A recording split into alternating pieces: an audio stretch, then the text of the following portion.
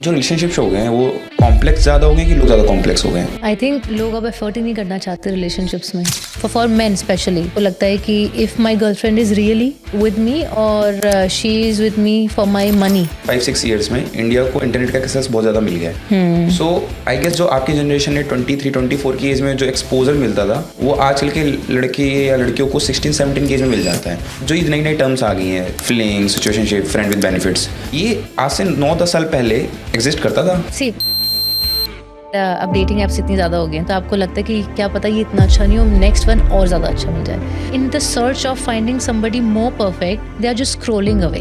Now you have a problem कि यार इतने सारे ऑप्शंस है, what should I do? Benching is a term कि एक मेरे साथ ऑलरेडी है और बाहर I will have more relationships. काम नहीं किया तो I can always come back to this optional person. I am very concern कि जो मेरा एज ग्रुप है हमें शादी नहीं करनी। तो इंडिया का डिवोर्स रेट या यूएसए को भी बीट कर देगा। मतलब पहले तो मुझे सवाल पूछना है that are you guys going to get married? Ma'am, Why marriages are falling apart is because people are lonely even if they are in a relationship, because वही वाली चीज़ that they want dopamine। And कुछ cases में शादी ज़बरदस्ती हुई थी, कुछ cases में इट वॉज अरेंज मैरिज। होता ना योलो, अगर हर कोई यही फिलोसफी फॉलो करता रहेगा, I think to an extent people will become kind of selfish. what are the right questions to ask before having a commitment for the marriage? Actually I have 3 things to say to this। मान लो 2 couple हैं, चाहे वो relationship में चाहे वो शादी में, लड़ाई हुई दोनों में, ठीक है। अब female is craving for the emotional support और उसने अपना कुछ इशू बताया, मेरे साथ आज ऐसा हुआ, आज मेरा दिन अच्छा नहीं गया, इसने मुझे ऐसा बोल दिया। अब लड़के को समझ आया, अब लड़का केयर करता है अपनी वाइफ को लेके, अपनी गर्लफ्रेंड को लेके। अब वो अपना कैलकुलेटिव दिमाग जो दुनिया में चलाता है वो लगाया, अरे देखो ये ऐसा कर लो, ऐसा कर लो, ऐसा कर लो, ऐसा कर लो, वो सोल्यूशन दे देता 5-10 और उसको लगता है कि मैंने अपनी तरफ से मेरा अपना एफर्ट मार दिया इस केस में। पर लड़की कहती है मुझे सोल्यूशन नहीं चाहिए। क्या चाहिए? फिर क्या बताओ क्या चाहिए? बस ये नहीं चाहिए। वो क्या चाहिए जो लड़के नहीं दे पाते, जिससे वो कलेश बढ़ता जाता है।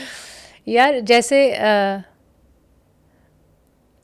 जैसे फीमेल जो उनकी फ्रेंड्स होती हैं वो बहुत बातें करती हैं ना, कहती हैं कि females would want to vent out. For example मेरा दिन बहुत ही ख़राब रहा and now I can't do anything about that day. वो तो दिन निकल गया बट मेरा तो I am in a very bad mood. And if I go to my husband and I say कि मेरा तो दिन बहुत ही ख़राब रहा और ऐसे वैसे, उस वक्त अगर हस्बैंड अपनी लॉजिकल सोच लगाए कि यार अब दिन तो चला गया, अब तुम्हें क्या ज़रूरत है उसके बारे में बात करने की, मैं तो दिन भर के काम से थका हारा आया हूँ, अब मुझे बात नहीं करनी इस बारे में, लेट्स जस्ट ईट गुड, अच्छी पिक्चर देखते हैं, खाना खाते हैं। हाँ, बट उस वक्त I need to vent out.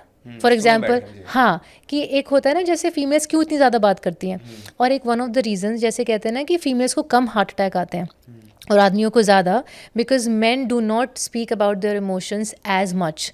वो अंदर ही अंदर रखते हैं, वो इतना शेयर नहीं करते, वो दोस्ती यारी में बैठ जाते हैं बट आदमी लोग कभी एक दूसरे से ये नहीं पूछते ना कि भाई प्रॉब्लम असल प्रॉब्लम क्या है। वो तो मतलब लड़कों में ऐसा होता है ना कि अगर आपने ज़्यादा इमोशनल बातें या इमोशनल चीज़ें करना स्टार्ट किया ना तो एक टर्म कहते हैं कि यार तुम लगाई वाली हरकतें क्यों कर रहे हो? हाँ, लड़की वाली हरकतें हैं तो यार chill चलो करो, बियर पियो यार, मस्ती करो, हाँ, हंसी मजाक करो। लड़कों का रहता है एक एजेंडा रहता है कि अगर आज 4 इकट्ठा हुए हैं तो किस एक को ट्रोल करना है बुरी तरह से, हाँ। किस एक के पीछे पड़ जाना है। उनका यह था कि अब मिले तो फन करते हैं, अब सीरियस बातें बहुत मुश्किल से लड़के कर पाते हैं, और अगर सच में कर भी देते हैं ना सीरियस बातें तो लड़कों को कंसोल करना नहीं आता। देयर इज अ रीज़न, मुझे लगता है एक बहुत बड़ा बेसिक रीज़न है कि लड़कों को लड़कियां चाहिए अपनी लाइफ में, वरना मैं कहूँ 90% लड़कों को लड़कियां नहीं चाहिए। बट उनको ये लगता है कि यार ये दोस्तों से मैं अपनी दिल की बात नहीं कर सकता कि मेरी फैमिली में क्या इशू चल रहा है, मेरे करियर में क्या इशू चल रहा है, क्योंकि वहाँ बात करोगे ना तो वो मजे लेने लग जाएंगे या आपको छेड़ने लग जाएंगे।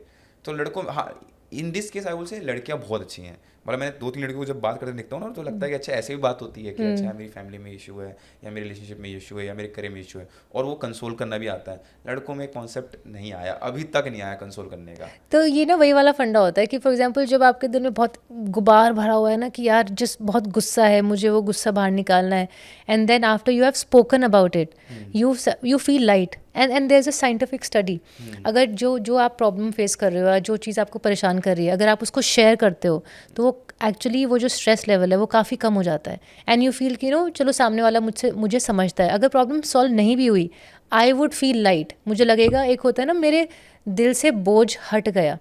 तो ये वो चीज़ होती है। फॉर एग्जांपल अगर तुम्हारी गर्लफ्रेंड नाराज़ है या सेम सिचुएशन है कि मेरा दिन बहुत ख़राब गया, so the best thing you can do is कि हाँ बताओ मुझे क्या रहा, and just listen to her, because एक होता है ना, she is just venting out, and after she vents out she will feel calmer कि मैंने अब अपनी मन की सारी भड़ास निकाल ली है, नाउ आई एम ओके, अब हम मूवी देख सकते हैं, अब हम खाना खा सकते हैं। बट अगर उस बीच में तुम इंटरप्ट करना शुरू कर जाओ एंड स्टार्ट टेलिंग हर कि अरे ये तो तूने ही गलत किया, अरे ये तो ऐसा हो गया वैसा, अरे मुझे नहीं बात, अरे तेरा तो रोना ही ख़त्म नहीं होता, अरे दिस, तो फिर फीमेल को लगता है यार मुझे इस बंदे से शेयर करनी है अपनी चीज़, तो फिर वो क्या करेगी, वो फिर किसी और को ढूंढेगी ना बात शेयर करने के लिए, then she will talk to her friends, या अपनी फीमेल फ्रेंड्स के पास जाएगी कि यार फिर उनका वो कॉफ़ी सेशन होता है when you know she really wants to meet a friends कि यार ऐसे ऐसे प्रॉब्लम है, इशू है, तो वुमेन शेयर अ लॉट, इसकी वजह से कहते हैं कि उनको हार्ट अटैक कम आते हैं, with man it's the opposite. So I want to understand ना कि आज से आई वुड से इंडिया में जो चैटिंग का कल्चर है ये 12-13 साल 14 साल में आया है, और चैटिंग एज इन किसी ऑनलाइन चैटिंग, ऑनलाइन, ओके, और ज़्यादा मतलब इंटेंसिवली आया है 7-8 साल से।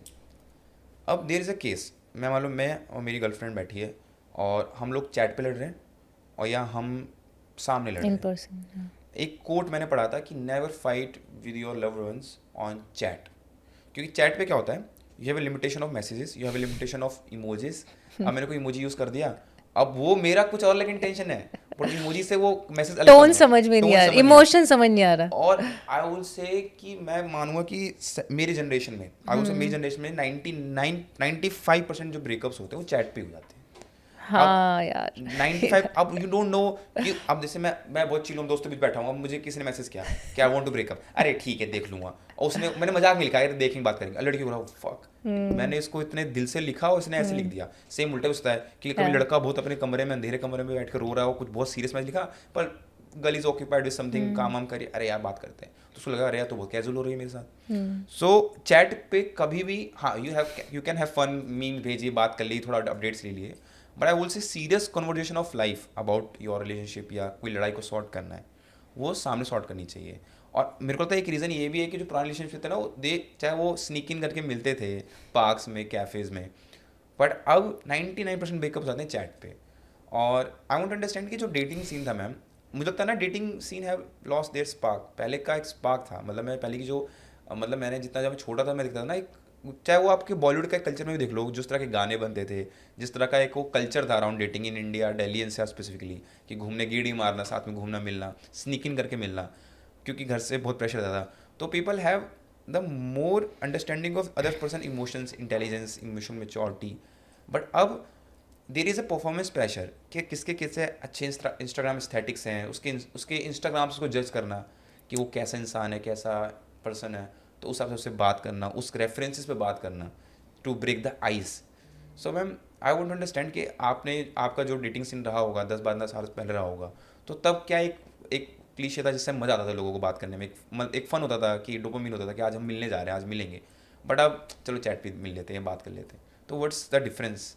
आई थिंक वो वही बात है कि जब आपके पास एक्सेस नहीं होता, and when the surroundings are very restrictive, so there is more excitement कि यार स्कूल में ही मिलेंगे, एक ही क्लास है, और टीचर्स बहुत स्ट्रिक्ट होते थे, तो बस यू नो नोटबुक शेयर कर ली, नोटबुक में कुछ लिख दिया, यू नो दो स्मॉल थिंग्स, या वैलेंटाइंस डे पे छुप के कार्ड भेज दिया, उतना ही कर लिया, और उसमें लगता था ओ माय गॉड हम तो हाँ क्रेजी हो गया, हम अपने पेरेंट्स के अगेंस्ट चले गए, और हमने या टीचर से छुप के हमने नोटबुक्स पास करा दी। और जैसे स्कूल में I was a tomboy. अच्छा, I didn't have a boyfriend. So my first boyfriend was my husband. So I'm not really, I can't really say about my dating scene. And then I married him. But I was a very, very tomboy. I had this boycott. जैसे वो movie देखी है दंगल?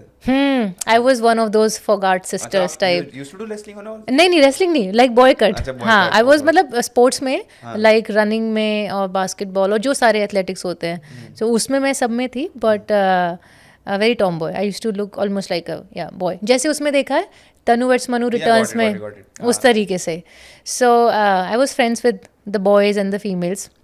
और लड़कों के मेरे पास जो मेरे दोस्त होते थे उनका फ़ोन आता था कि मैं अपनी गर्लफ्रेंड को से बात करना चाहता हूँ बट मैं उसके घर पे अलाउड नहीं है. And my parents have been very very supportive in terms of ठीक है तुम्हारे फ्रेंड्स हैं, लड़के हैं, लड़कियाँ हैं, इट्स कूल. मेरे घर में ऐसा चिल सीन था. अब बाकी के फ्रेंड्स के घर में ऐसा कुछ सीन नहीं था. सो हरियाणा तो और थोड़ा हाँ, strictness। एंड देन फिर मैं अपनी फ्रेंड्स को कॉल करती थी कि अभी फ़ोन के पास रहना. कितना स्ट्रगल होता है कि टू हैव अ टॉक, ना कि ऑप्शंस अब तो ऐसा है कि you can कि talk कैसे every भी time। कर सकते हो. फिर कि अभी वो फ़ोन करेगा तो फ़ोन के पास रहना. फिर मैं फ़ोन करके बताती थी कि भाई अब तू फ़ोन कर ले और स्ट्रगल था कि मतलब एक डोपामिन हिट था कि आज बात होगी हाँ कॉल पे हाँ, यार। इस तरीके से. And then they used to talk. और फिर इतनी फैंसी एज पार्टीज़ भी नहीं होती थी और ज़्यादा कुछ cut the fancy age word. So इतनी फैंसी पार्टीज़ नहीं होती थी, इतनी गैदरिंग्स नहीं होती थी.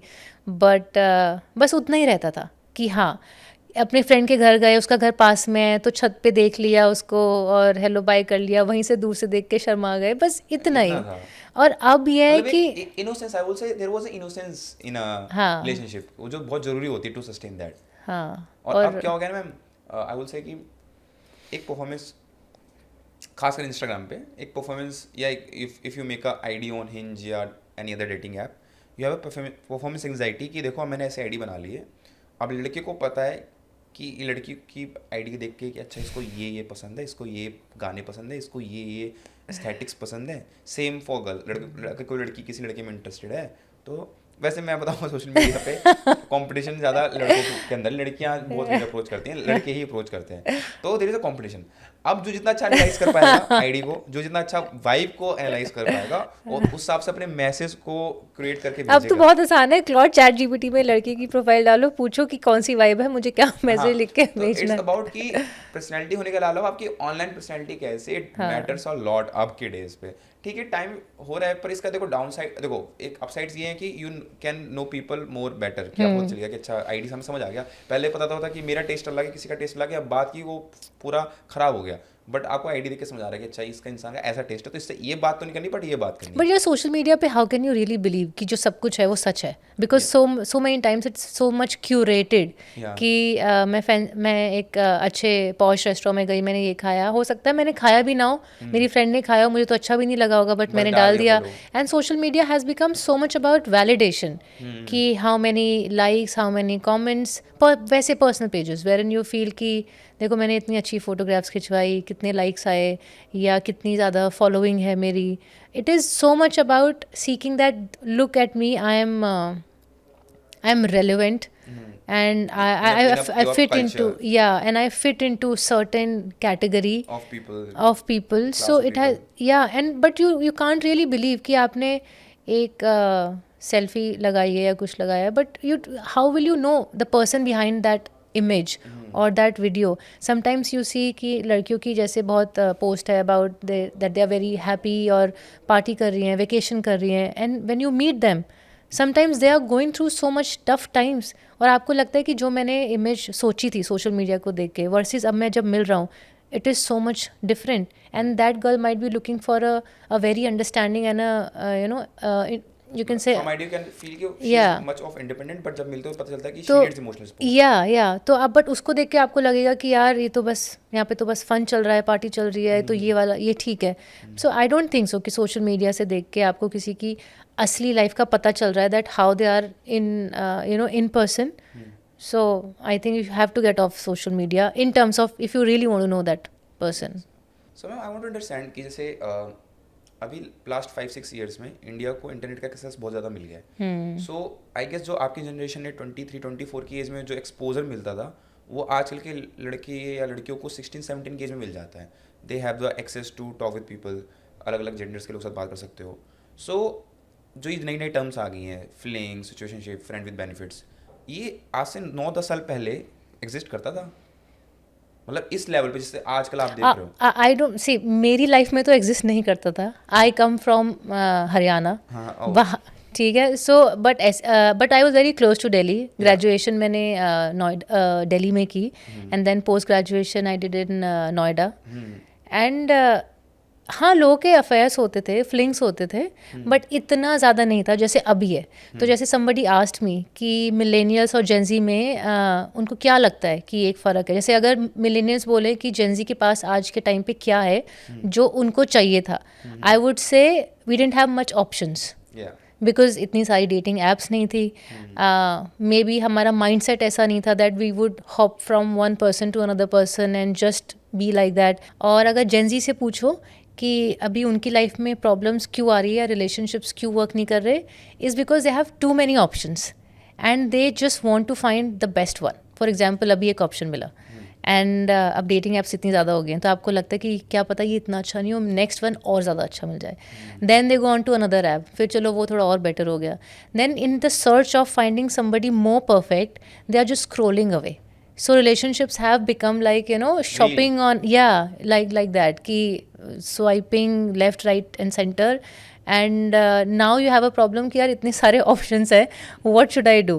इससे better होता कि कम options होते। So I think हमारे केस में इतने कम options है, जेंजी के केस में इतने सारे options हैं। So I think that is one thing. I guess ma'am psychology का भी इससे बहुत एक रिलेशन है, क्योंकि पहले क्या था कि हमारे पास डोपामीन लिमिटेड था। वी हैव अच्छा हाँ वो फ्रेम में है, we have a limited scope for having a good dopamine. अब इंटरनेट ने क्या कर दिया कि चाहे रील हो, हमें कुछ पसंद की रील नहीं आ रही तो हम स्वाइप अप कर दे रहे हैं, या हमें कुछ पसंद का खाना नहीं मिला तो we have the Blinkit, we have the Zomato. तो साइकोलॉजी में भी ऑफ कोर्स रिलेशनशिप तो बहुत बड़ा किसी के लिए लाइफ का Aspect पार्ट है। होता है। सो उनके लिए वो चीज़ हो गया कि यार अच्छी नहीं मिल रही तो चलो कोई देखते हैं, अच्छा नहीं मिला कोई और देखते हैं। अब इससे मैम हाउ यूर सीइंग कि देखो अभी भी मैं देख रहा हूँ कि मैरिज आर फॉलिंग अपार्ट। जो लोग 30s में अपने 40s में उनकी शादियाँ नहीं टिक पा रही हैं। आई एम वेरी कंसर्न कि जो मेरा एज ग्रुप है, हम लोग आगे 5-10 साल बाद शादी करेंगे तो इंडिया का डिवोर्स रेट या यूएसए को भी बीट कर देगा। मतलब पहले तो मुझे सवाल पूछना है that are you guys going to get married, have you thought of it?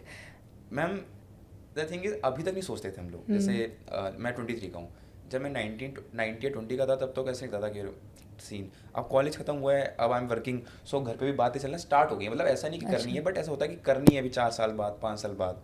तो मैं खुद सोच रहा हूँ कि मैं खुद जो इश्यूज फेस कर, अब मेरी शादी जिससे होनी है वो कहीं ना कहीं इस दुनिया में तो होगी। ऑफकोर्स 25 साल छोटी से तो करूँगा नहीं, तो वो कहीं ना कहीं तो होगी। अब वो भी वो इश्यूज फेस कर रही होगी। Same case for my friends.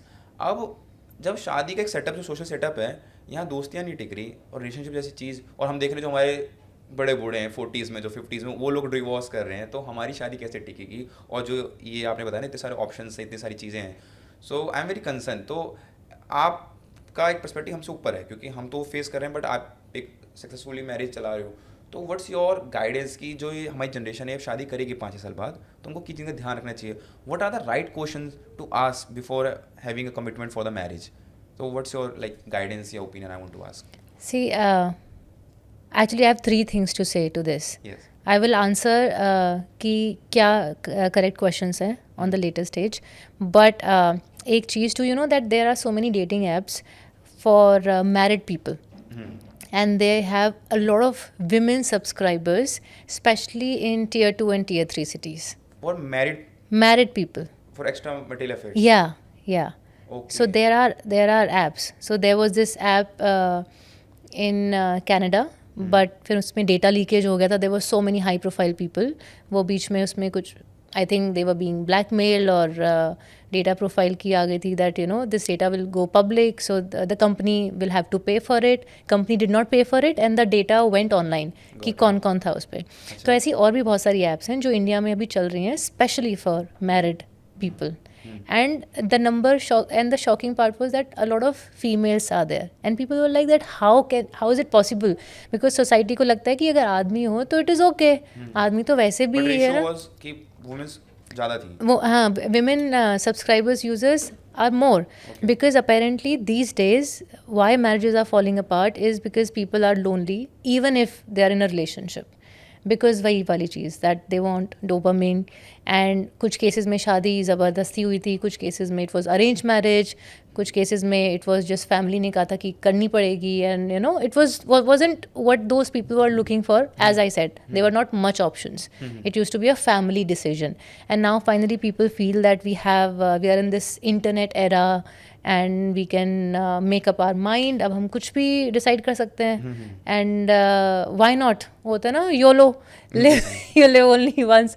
अगर अगर हर कोई यही फिलोसफी फॉलो करता रहेगा, सो I think to an extent people will become kind of selfish. अगर मैं सिर्फ अपना सोचूं कि चलो ठीक है, I am going to live just once, तो मैं सब कुछ करना चाहती हूँ which I want, but it might not go down well with so many people in my life, कि because in a relationship you have to make certain adjustments, you have to make certain changes, because when two people come together, it is not necessarily that they will have same habits, same lifestyle, same nature. They will have to kind of just say it's like compatibility, और वो compatibility लाने के लिए it is so much important that I also take 2 steps towards, and the person also take 2 steps towards me. And the other thing I wanted to tell you is there's a recent study in which it said that maybe 10 years, I'm forgetting the particular study, apparently 10 years down the line, almost 20-25% females, they are not going to get married. Okay. In India. In India. In India. I feel that जो मैं आसपास के अपनी female friends को देख रहा हूँ, उनके पर्सपेक्टिव्स को देख रहा हूँ, they are like we don't need men. और उनके कुछ अपने बुरे एक्सपीरियंस भी हो सकते हैं, किसी की पर्सनल प्रेफरेंस भी हो सकती है, और मुझे लगता है सही भी है, क्योंकि जिस तरह से मैं अपने आसपास के लड़कों को भी देख रहा हूँ तो कि वो शादी करने लायक मैं कहूँगा अभी हमारी जनरेशन के, मैं कहूँ 25-30% कम लड़के शादी करने लायक नहीं है, मुझे लगता है फील। बट ऐसा क्यों लगता है, मतलब वाई ऐसा, मतलब why the girls are feeling कि ये तो शादी मटेरियल है ही नहीं? द थिंग इज मैम, देखो इसमें जेंडर वाइज तो नहीं हुआ मैं, बट मेरा पीओवी है कि जो लड़के हैं ना, वो सेम उनके साथ भी ऐसी चीज़ होगी कि उनको डोपामिन चाहिए, हर बार हर चीज़ में कुछ नया चाहिए, और उनको ऐसा लगने लग गया ना कि लड़कियां सेफ नहीं। जो रिसेंट केसेस आ रहे हैं, जो रिसेंट अभी सिया अग्रवाल का केतन वाला जो केस आया ना, तो कुछ लड़के डर भी रहे हैं। उनका ये है कि यार मेरी बहुत अच्छी लाइफ है जो मैं खुल के जीना चाहता हूँ, वो शायद शादी से बन जाएंगे हम।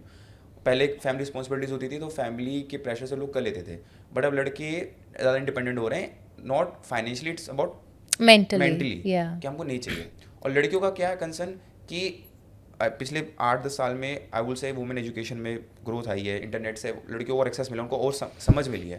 पहले वो भी फैमिली प्रेशर में शादी कर लेते थे, तो लड़कियां भी नहीं करना चाहती हैं। तो मैं कहूँगा लड़कों में से मुकाबले लड़कियां ऑफकोर्स ज़्यादा मतलब है कि उनको शादी नहीं करनी है, पर लड़कों में ऐसा है कि उनको इन्फिनिटी कॉम्प्लेक्स है कि हम शादी करेंगे तो हमारी जो फ्रीडम है वो बन जाएगी। वो तो यार इट्स अबाउट, अच्छा लड़कियों की फ्रीडम ख़त्म नहीं होती, होती है, वो भी होती है, हाँ। बट इट्स लाइक अब पता है क्यों आदमियों को ऐसे, why man are feeling this way, is because लड़कियां शादी के बाद बन जाती हैं, and it is considered normal. Society में यही होता है, female will come, will change her surname, then she might leave her job to serve the family, and then she will make all the adjustments कि उसी family के हिसाब से उठना बैठना चलना, उनके रूल्स फॉलो करना, फिर रिलेटिव्स के साथ निभा के चलना, बहुत सारी चीज़ें, फिर बच्चों का देखना, सब कुछ, मतलब she has to make a lot of sacrifices, and I am not discounting the fact that men do not make sacrifice, it's just that in such a Indian scheme of things, household system, females make all those sacrifices, and with, और पहले की जो females होती थी, पहले इतनी education नहीं थी, इतनी नॉलेज नहीं थी, अवेयरनेस नहीं थी, so they were okay, and they didn't have much financial freedom also, because they were so dependent कि घर वालों ने शादी कर दी, अब तुम्हारा घर वो है, अब वो घर वाले कह रहे हैं अभी तुम्हें कुछ भी करना है तो हमसे पूछ के करो, पैसे चाहिए तो बताओ तुम्हें कहाँ कहाँ खर्च करना है। सो शी वॉज डिपेंडेंट पहले अपने घर पे, and now she is dependent with in laws family. और अब क्या हो गया था, now with all the education, women empowerment, women knows कि यार अब पैसे तो हम कमा ही लेते हैं, and with all these rules and laws which are favouring women, उनको लगता है कि अब हम क्यों बंद के रहें, why are we the only ones जो सारे सैक्रिफाइसेस करें। अब कहते हैं इक्वालिटी की बात, अच्छा आई डू नॉट बिलीव कि 100% इक्वालिटी हो सकती है, 50-50 तो कभी नहीं हो सकता, कुछ केसेस में I might make 90% effort and you might make 10, and कुछ cases में you might make 80% and I will just be there 20%. It is just a permutation combination of how we share those responsibilities. So अब क्या हो गया है कि अब आदमियों को लगता है कि पहले तो it used to be easier to manage women कि अब ऐसे कर लो वैसे कर लो, यहाँ बैठो वहाँ चलो, और अब नहीं कर सकते। so अब उनको लगता है now it will be difficult कि so and it's not just that they have become difficult women all of a sudden, it's just that now they are asking the right questions Yeah. कि अच्छा तो you have a social life, मेरी भी social life है, I would also want to go out. पहले के आदमी बोल देते थे कि नहीं तुम घर पे पेरेंट्स की सेवा करो, बच्चों को देखो, तुम कहाँ बाहर जाओगी. And females used to be like okay I understand. But अगर अब किसी को बोलो they'll be like कि ये क्या. तो इसीलिए मुझे लगता है कि नाउ डेज मैन फील कि it would be we will also have to consciously be there. Parenting में we will have to be there. Household responsibilities में we'll have to be there. So उनको लगता है कि now marriage has become a lot of work and we would be answerable to this woman, which feels a little scary and difficult, considering if you do not want to invest in that relationship. Got it. So ma'am I feel ना कि ये जो feeling थी लड़कियों की ना sorry, just one more thing. And a recent news has come that in China, females also don't want to get married. I will get that fact I will straight. add in the video. Yeah, उसमें है कि there are females, a group of females जिन्होंने decide किया है कि हम एक घर लेंगे और हम एक साथ रहेंगे. We do not need men. And similarly Korea में व्हाट हैपन वाज, जैसे अभी आजकल के पॉप बहुत चल रहा है, कोरियन सीरीज़ बहुत चल रही है. So apparently there is this theory which came in a documentary that Korean women didn't want to get married. And उनका जो रिप्रोडक्शन रेट था, फर्टिलिटी रेट था and population replacement rate, it has fallen drastically, जैसे अभी India का भी reduce हो रहा है. So apparently and politicians use media as a means to you can say influence people. So I don't know whether this theory is true or not, but what happened was that they started these Korean series so much so that the other women across the world, they get enticed towards Koreans and they would like to get married to Korean men. And we are seeing so many females who are marrying Korean people. Korean लोगों का अलग ही cliché बन रखा है India में. They हाँ. want to get married. They want to And it's not just in India. You see across the world, suddenly there is, it has become a rage that everybody would want to marry a Korean man. Because like in India, I will say लड़कों का definition ऐसा है ना कि अगर you are not masculine enough तो लड़कियों को लगता है कि हमको कोई चूज़ नहीं करेगा. बट इवन मुझे लगता है कि जो जितनी भी लड़कियां के पॉप को पसंद करती हैं इंडिया में या कोरियन बॉयज़ को पसंद करती हैं, दे हैव द फेमिनिन टच लड़कों में है. अब वो लड़के यहाँ के कुछ मजाक करते हैं उनके साथ, उनके they make memes, they make jokes on them, but it's a fact कि लड़कियों को थोड़ा जिनमें फेमिनाइन एनर्जी होती है जिन लड़कों में, दे लाइक, और कोरियन लड़कों में होती है, दे हैव देयर गेस्चर्स, उस तरह से बात करते हैं. तो इसलिए देयर इज अ क्लीशे जो इंडिया में है कि हमको लड़कियों को स्पेशली कि हमको कोरियन मैन से शादी करनी हो. शायद this would be same for across the world. हाँ, and you see every country, you pick up every country. I think it is becoming a phenomena that no female, be it she is living in US or UK or Japan or Korea, China or India, they feel like we do not want to get married because it seems like, and it is not my personal opinion when I'm saying this, females feel, as per the data, what they have said is that marriage is a concept to serve patriarchy. It is very, very one-sided, that it serves men more than it serves women. And there was this research and a study which said was कि अगर दो लोग married हैं, अगर husband की death हो जाती है तो जो wife की बाद में health और better हो जाती है and she lives longer. But अगर वाइफ की डेथ हो जाती है तो हस्बैंड की जो लाइफ है वो छोटी हो जाती है, वो डिटोरिएट होनी शुरू हो जाती है. Very like genuine fact. मैंने ये चीज़ अगर मैं ऑब्जर्व करूँ, ये मैंने देखा है, आई हैव सीन दिस, कि अगर किसी की वाइफ की डेथ हो जाती है तो वो बहुत ही रेयर केस होता है कि वो आदमी बहुत लंबी लाइफ जी पाता है. There are many general cases जहाँ पे वाइफ की डेथ के तुरंत 5-10 साल बाद वो आदमी भी नहीं रह पाता है. But in many cases you see कि अगर किसी की अर्ली एज में किसी की हस्बैंड की डेथ हो जाती है तो फीमेल लिव लॉन्गर. मतलब हमारी दादी अम्मा जो थी वो भी 80-90 तक, उनके साथ अर्ली 50s में दादा खत्म हो गए तो उसके बाद भी. What is the scientific reason behind it? मतलब what do you think? Maybe because women are caring more in a relationship and they do. They're giving it more. Yeah. But after that, they are focusing. Yeah, on themselves. they are focusing on themselves, and the entire burden, especially in पहले वाले times में, the entire burden used to fall on women. For example, जैसे कहते हैं, मजाक भी बनता है इस चीज़ का कि अगर एक आदमी बीमार हो जाता है, ठीक है, तो बिस्तर पकड़ लेता है। हाँ। थोड़ा सा भी जुकाम हुआ कि ओहो मेरी तबीयत तो बिल्कुल भी ठीक नहीं है Yes. और मुझे ठीक नहीं लग रहा है, अब मुझे दवाइयाँ दो, और वो 3-4 दिन जुकाम में ही बिस्तर पे है।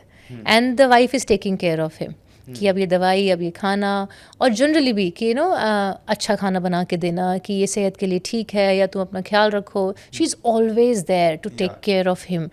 But when we say a woman takes care of everybody, but who takes care of that woman?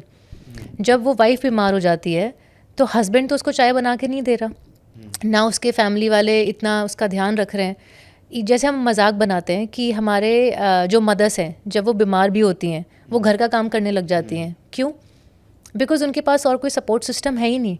कहते हैं ना कि जब मम्मी बीमार होती है कि अरे आप काम मत करो, बट शी इज़ लाइक कि नहीं नहीं नहीं वो मैं, पता कोई करने वाला है नहीं, तो मुझे हाँ, करना सो पड़ेगा। उनको करना पड़ेगा। So basically she always puts other people first और खुद को लास्ट में। So after husband death she will focus more on her self. Focus कर सकें। या बट आफ्टर वुमेन्स डेथ आदमी को समझ नहीं आता कि मैं क्या उसका करूं। उसका ध्यान कौन रखेगा, क्योंकि बच्चे बड़े हो जाते हैं, हाँ। पेरेंट्स या तो दूर हैं या वो ओल्ड हो जाते हैं। So basically who will take care of that man? And even if when a woman is sick, तुम देखो कि बीमार भी है तो भी वो घर के काम सारे करती हैं। काम कर रही हैं, बच्चों को भी देख रही हैं, सब कुछ कर रही हैं। But when a man is sick तो सॉरी वो नहीं कर पाएगा। This is the fact.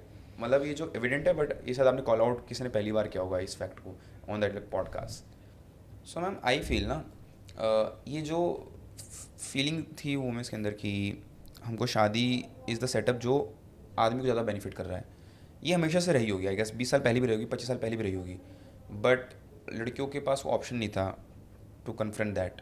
अब इंटरनेट आ गया, अवेयरनेस आ गई, इवन आई विल से पेरेंट्स भी बहुत अवेयर हो गए, तो उनके पास वो ऑप्शन है कि अब जाके वो कह सकती हैं कि ये सेटअप में बात बराबरी होनी चाहिए। एटलीस्ट 60-40 तो रहे, आई वुड नॉट से 50-50 रहे, बट एटलीस्ट 60-40 तो रहे, जहाँ पे हम भी हमारी सोशल लाइफ, हमारी पर्सनल लाइफ या हमारे जो करियर के एम्बिशंस होते हैं वो फुलफिल हो सकें। But ma'am as a women बहुत एक जेन्युइन फैक्ट है कि आपने फील किया होगा कि man don't like ambitious women in their life. मतलब स्पेसिफिकली शादी में, like on relationship, on casual relationship उतना उनको ध्यान नहीं रहता कि ठीक है वो क्या कर रही हैं क्या नहीं। बट शादी में अभी भी आई वुड से इन Tier 2-3 सिटीज़ एक आजकल तो शादियों में रिक्वायरमेंट भी होती है जो पेरेंट्स कहते हैं यार हमको ज़्यादा पढ़ी लिखी या ज़्यादा करियर वाली लड़की नहीं चाहिए, हम वी वांट कि घर का संभाल ले, वो ज़्यादा नहीं चाहिए। ये मेंटेलिटी क्यों है मैम? व्हाई यू थिंक कि men don't like ambitious women? See, there are some category of men who genuinely supports their their better half. कि ठीक है तुम्हें जो करना है, I am there to support you. But at the same time जो हमारी फैमिली का जो इको सिस्टम होता है, that there is a husband, there is a wife and now there will be kids and there is a home to maintain. अगर दोनों ही लोग इतने एम्बिशियस हैं, इक्वली एम्बिशियस हैं, so who would look after the children, who would look after the home? अगर आपके पास काफ़ी पैसे हैं, so you can have staff, you can have a nanny, a lot of options to take care of your home and your kids. But if you do not have that, तो फिर वो किसकी responsibility बनती है? तो इसलिए शायद आदमी को लगता होगा कि अगर ये भी बाहर उतना ही ऑफिस में रहेगी जितना मैं रहूँगा, तो फिर घर पे बच्चों को कौन देखेगा, उनकी लाइफ के बारे में क्या होगा? सो अगर किसी को एक स्टेप बैक लेना है तो naturally it's a choice कि a female will take a step back, because taking care of home and taking care of children is generally considered a women role. And I forgot मैं कुछ और इसमें कहना चाह रही थी। हाँ, so और हमारी सोसाइटी में एक वो वाली भी चीज़ है कि एक आदमी की वैल्यू किस से है, उसकी औरत से। नहीं, as in how a man becomes valuable is how much he earns. कि अगर एक आदमी नहीं कमाता, अगर वो अपनी फैमिली को सपोर्ट नहीं कर सकता, इतना पैसा नहीं लेके आ सकता, तो फिर he is not worth it. कि जनरली क्वेश्चन क्या होता है आदमियों के लिए, कितना कमाते हो, और फीमेल के लिए क्या है, शादी कब कर रहे हो generally.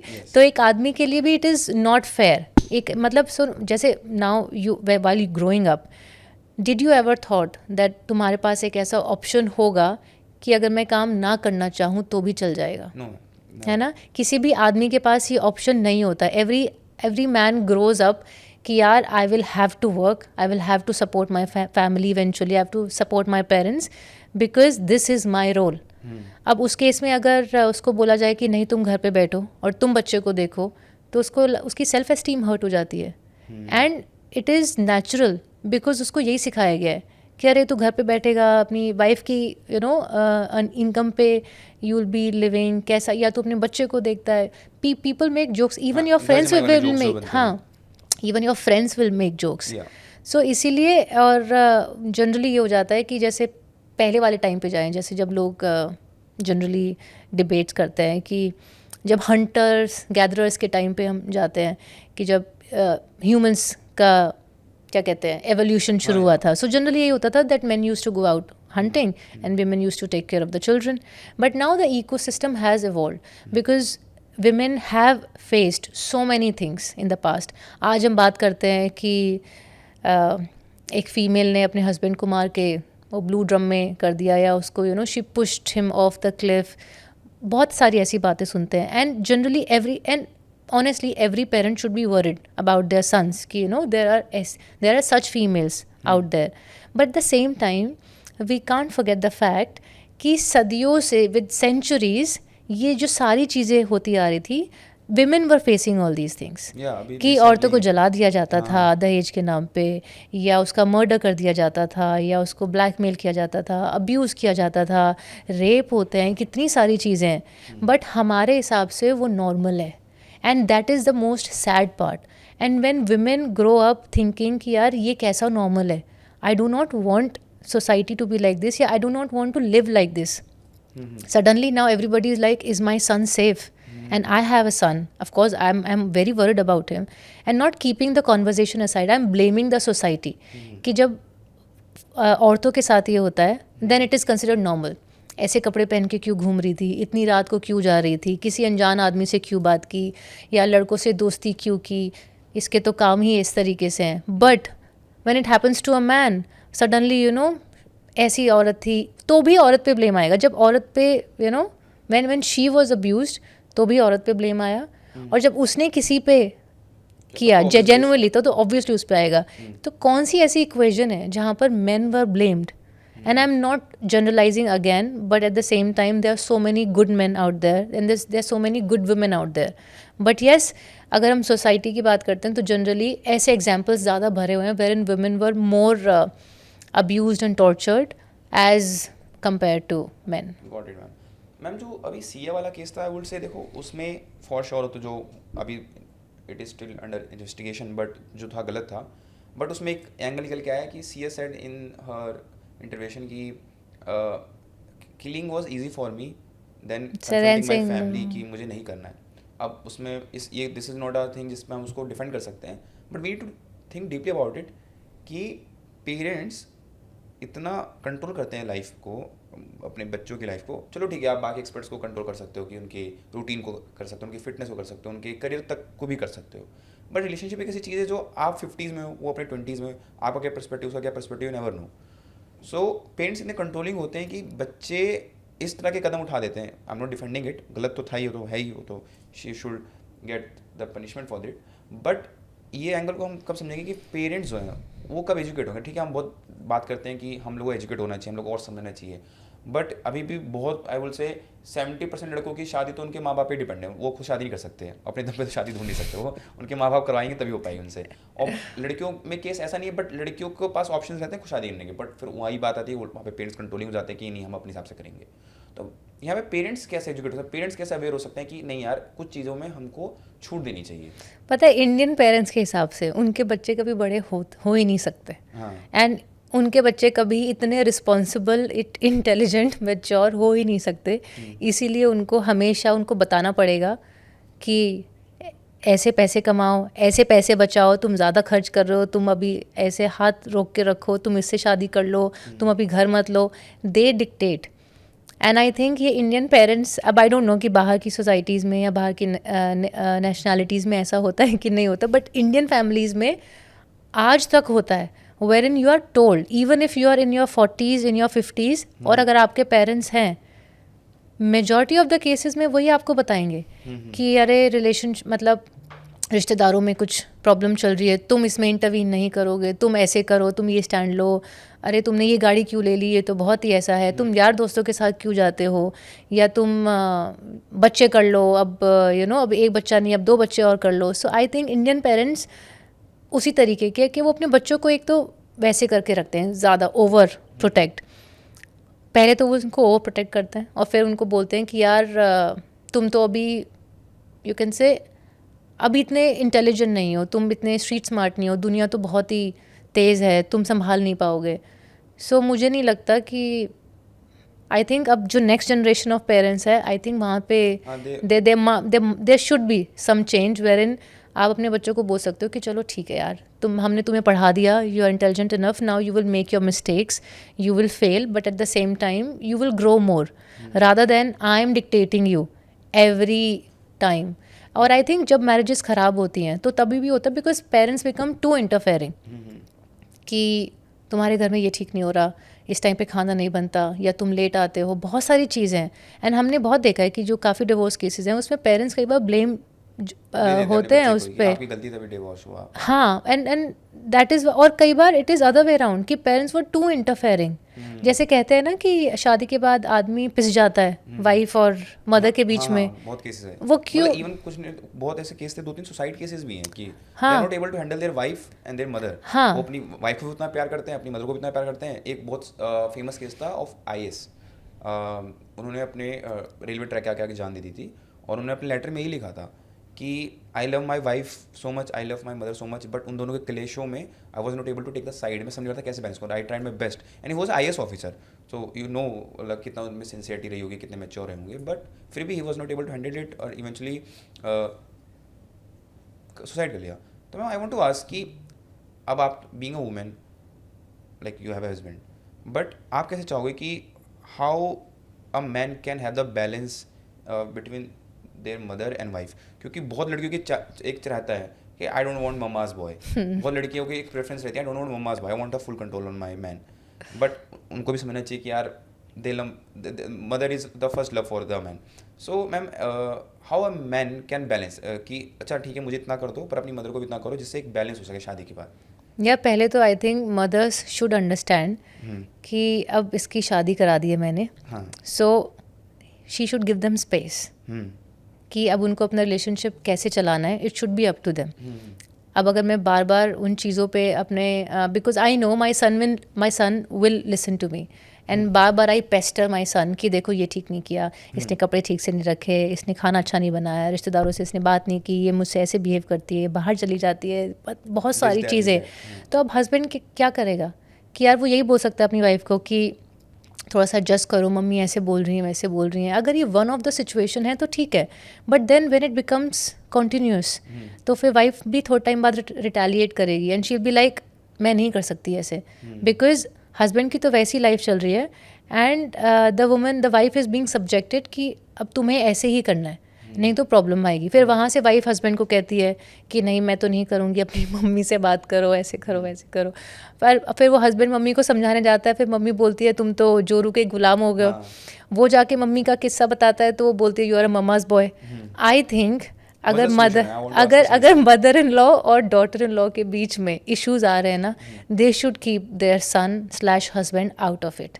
They should decide and discuss among themselves. मतलब आप सॉर्ट कर लें, बट उनको ये नहीं चाहिए कि मैं कि मतलब हाँ, अगर मुझे एज अ सास अगर मुझे अपनी बहू से प्रॉब्लम है, so I should be, now she is a part of our family, है ना. अब she is my daughter in law, हम सेम घर में रह रहे हैं, तो I should talk to her कि मुझे ये अच्छा नहीं लग रहा, और वो भी अपना ओपिनियन दे सकती है कि नहीं मम्मी मुझे इस तरीके से करना है, and we can mediate.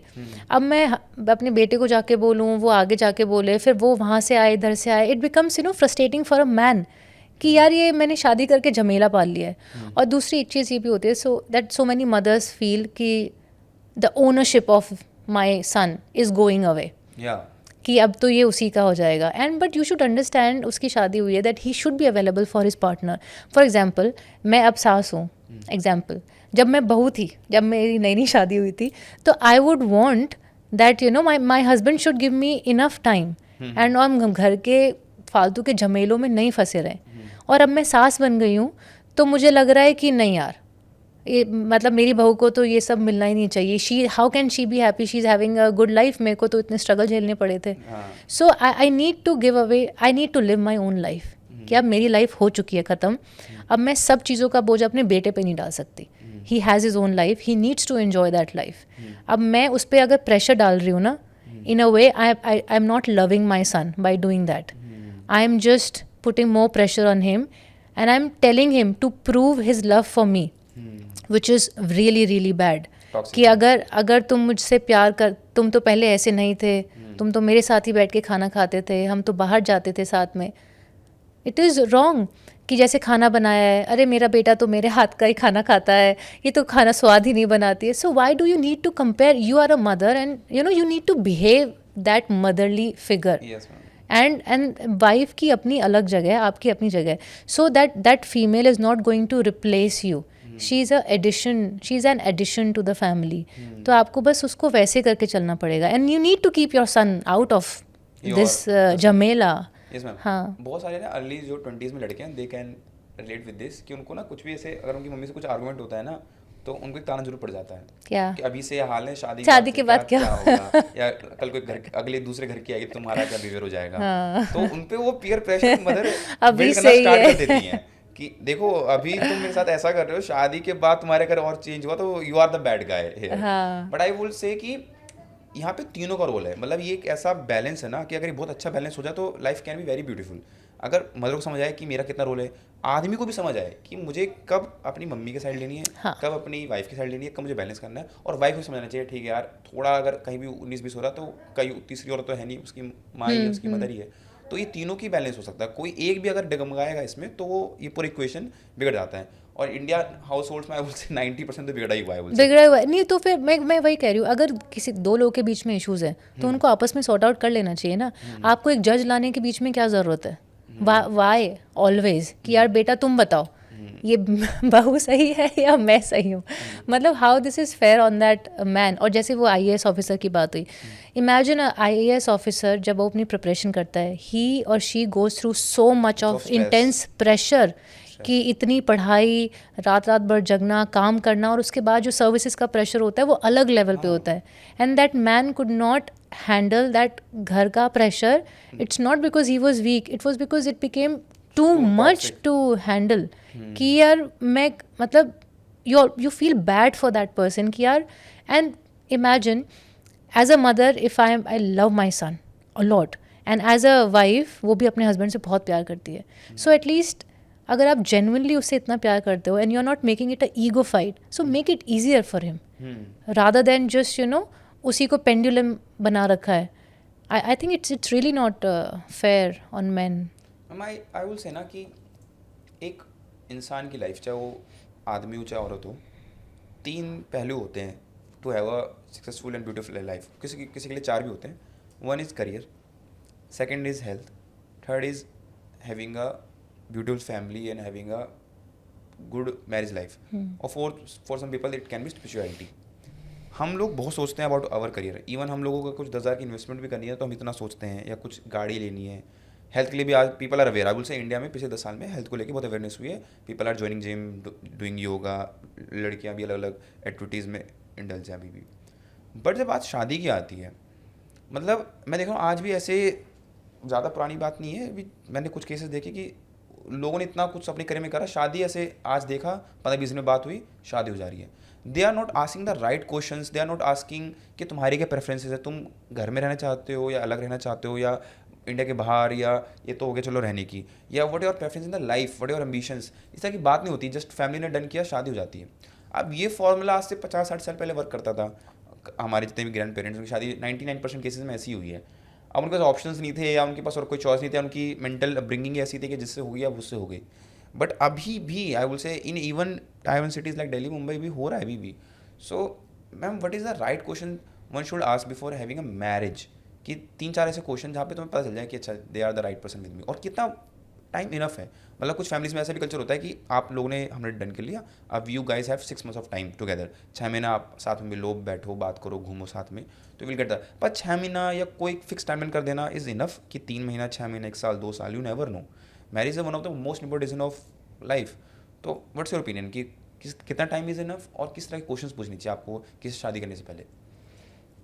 I think पहला सवाल तो उसी इंसान से होना चाहिए कि अगर आप क्वेश्चंस पूछ रहे हो, are you willing to make that effort? कि अगर सामने वाले ने बोल दिया कि हाँ मुझे शादी के बाद काम करना है, तो will you be okay with it? कि आपने सवाल तो पूछ लिए 10, बट आपकी फैमिली अलाउ नहीं कर सकती, आपकी शायद आइडियोलॉजीज मैच नहीं हो पाएंगी। तो कई बार इस डर में भी लोग नहीं पूछते कि अगर मैंने पूछ लिया और वो वर्कआउट नहीं किया और मैंने अभी बोल दिया कि हाँ हम इस पे वर्कआउट कर सकते हैं, फिर क्या होगा? सो जनरली पीपल प्रेफर कि एक होता है ना, इग्नोरेंस इज ब्लिस, कि ना हमने इतना पूछा, ना हम ना सोचा, ना इतना कहा, ना तो मुझे तुम्हें पहले कहना चाहिए था, पहले बताना चाहिए था, पहले क्यों नहीं बोला, वो सारी चीज़ें। It's just that arrange marriages now have become easier because जब आप लव मैरिज में जाते हो या रिलेशनशिप में जाते हो, generally it becomes an effort, और फिर घर वालों की भी एक इशू रहती है कि मानेंगे कि नहीं मानेंगे। और कई फैमिलीज़ में शादी इज़ अ फैमिली डिसीजन और बिजनेस डिसीजन, जब उनको लगता है कि अगर इस फैमिली की लड़की आएगी तो हमारे बिजनेस स्ट्रांग हाँ, होंगे, ये भी बहुत हमारे बड़ी बिजनेस स्टडीज अलाइंसेस, में ये कल्चर भी रहता है। हाँ हमारे अलाइंसेस स्ट्रांग रहेंगे, या हमें समाज में दिखाना है कि हमने ये अपने स्टेटस के साथ शादी करी है। हाँ, कि इसी तरीके से होना चाहिए। बट हाँ, अगर कोई विलिंग है and is open minded, I think both should discuss that how they want their life to be after marriage in terms of finances, कि who is going to earn. For example, if female say I want to work, or if she says that I do not want to work, then आपका जो financial journey है वो कैसा होगा? Is husband, because आजकल husbands को भी क्या कहते हैं, वर्किंग वाइफ भी चाहिए, because when we talk about metro cities, it is actually difficult to survive on one income. और मैन ऑल्सो वेलकम्स कि चलो ठीक है, वाइफ भी कमाती है, so it will become easier to raise a home. And sometimes आदमियों को नहीं चाहिए कि हमें हाउस वाइफ चाहिए। दे माइट से कि हमें नहीं चाहिए because we are in a metro city, I want कल को हम अपने बच्चे को और अच्छी लाइफ दे सकें, या हम एक सर्टन लाइफ स्टाइल में फिट होना चाहते हैं जो एक इनकम के साथ पॉसिबल नहीं है। बिकॉज अब एक इनकम में तो मैं अकेला ही था, अब एक इनकम में 2 लोग आ गए, so you will have to cut down on your lifestyle. तो पहला, you should always have a financial discussion कि what are your financial aspirations, what kind of life do you foresee. नहीं तो generally जैसे females आगे बोल देते हैं कि तुम्हें तो मेरे शौक पूरे नहीं कर पा रहे हो तुम, हाँ वो सारी चीज़ें नहीं हो पा रही। So you should be very clear. और अगर दोनों हैं तो how they would like to divide that money, as in family को अगर सपोर्ट करना है, लड़की को भी अपनी फैमिली को सपोर्ट करना है, so it should B okay. कि जैसे कुछ घरों में हमने सुना है कि वाइफ की जो सारी इनकम है वो इन लॉज के पास आ जाएगी, and then she will have to take money from them कि यार अब मुझे अपने खर्चे के लिए पैसे दे दो। तो फाइनेंसेस बहुत नहीं होते हैं, पर जो होने चाहिए, मैं शादी से पहले होने चाहिए कि अगर मैं इतना कमा रही हूँ, आप इतना कमा रहे हो, तो हम कैसे। जब दहेज को लेके डिस्कशन हो रहा है तो फिर आफ्टर मैरिज फाइनेंसेस के तो डिस्कशन होने चाहिए।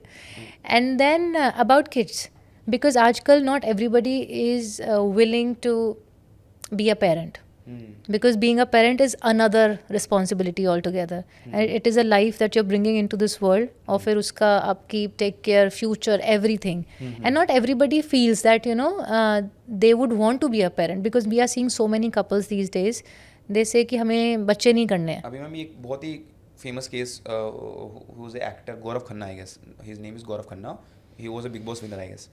सो अभी उसकी जो वाइफ है, I don't know her name, वो एक शो में आई, सी सेड कि वी आर गेटिंग डिवोर्स्ड। शायद आपने देखा भी होगा, you are aware?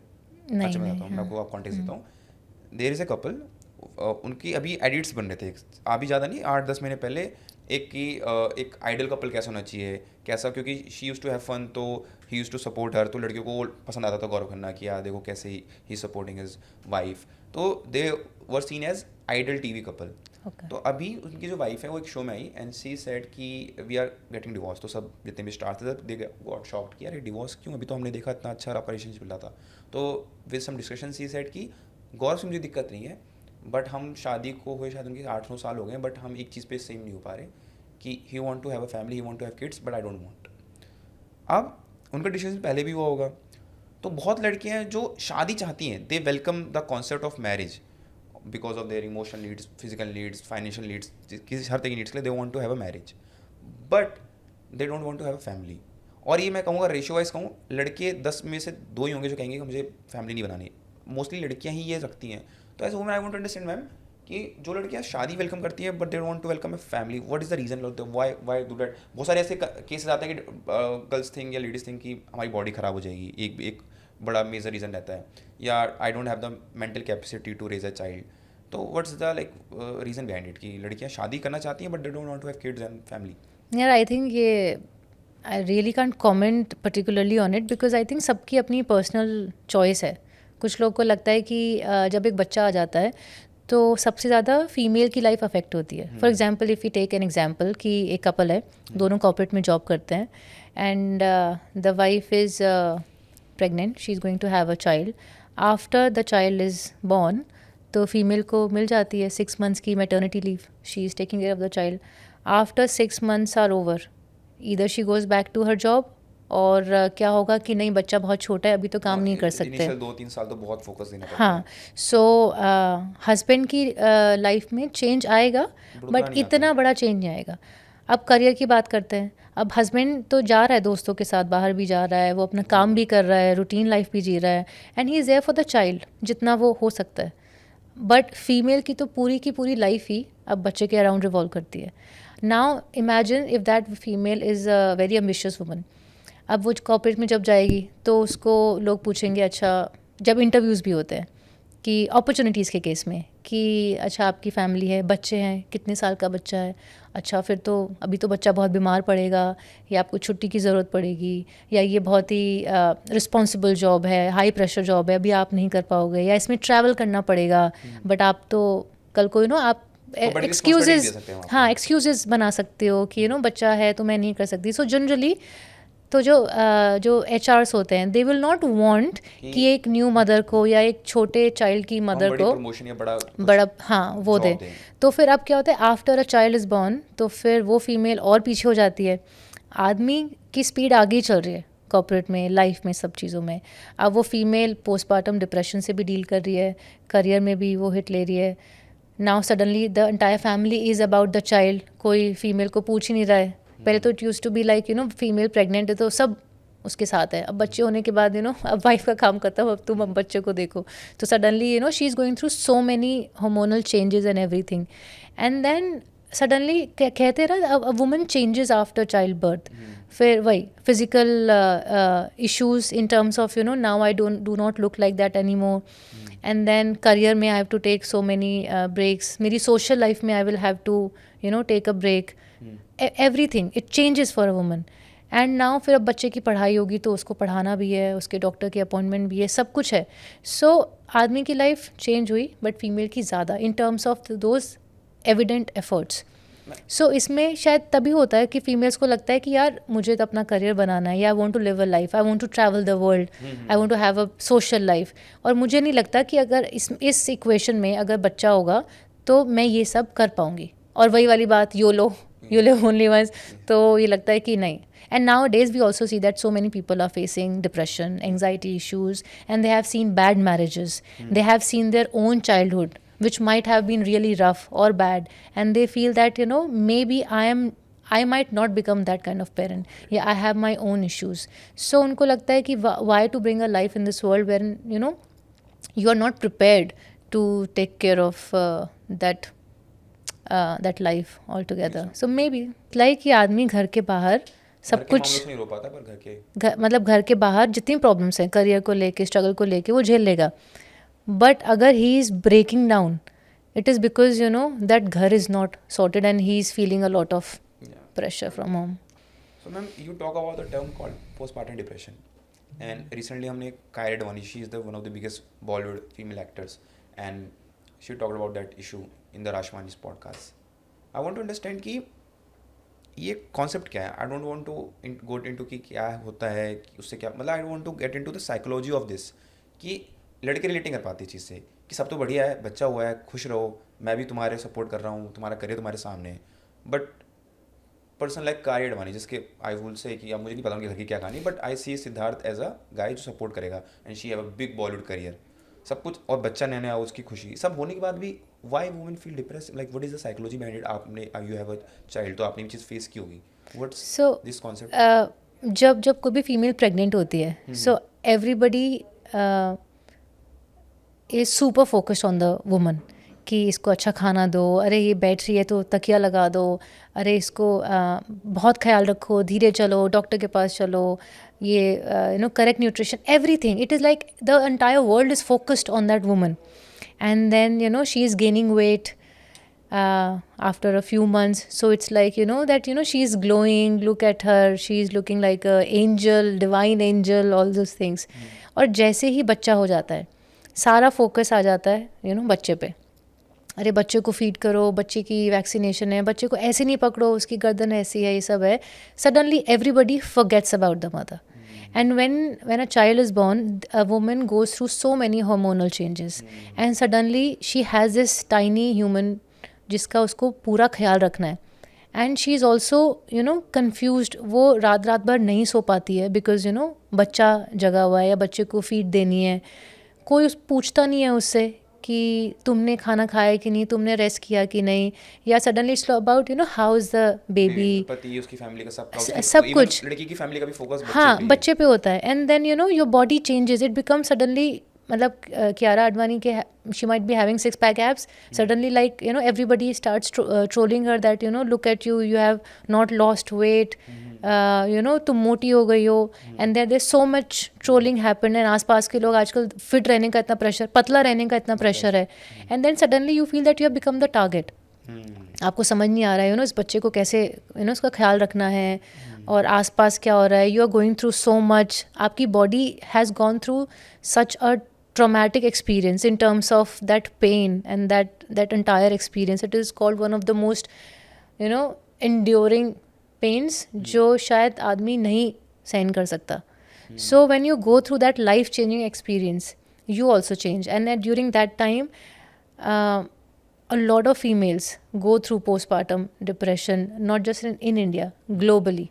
And it takes time to recover from it, and they have those high emotions and all this. I think a doctor or a psychologist will be able to tell better, but this is from what I have seen. So like there are two reasons basically. One is exterior reason कि पूरा focus बच्चे पे shift हो जाता है, सबकी families का और इन जनरल लोगों का भी.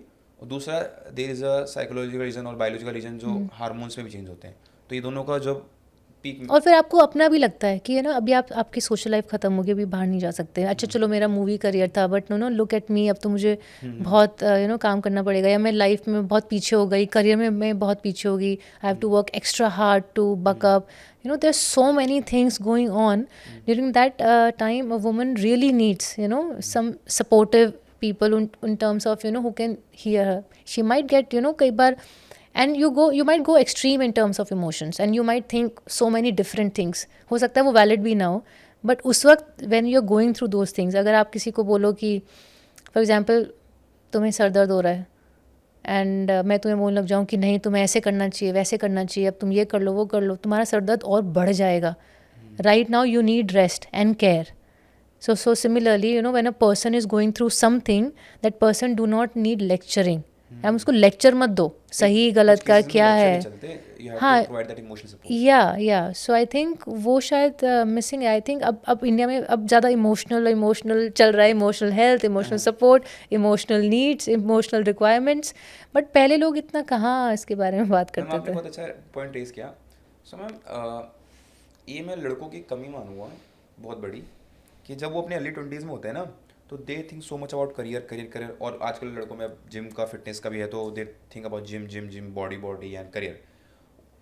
Compare to like if I compare this for women या girl in early 20, they start thinking about the life after marriage, या कैसी लाइफ होगी.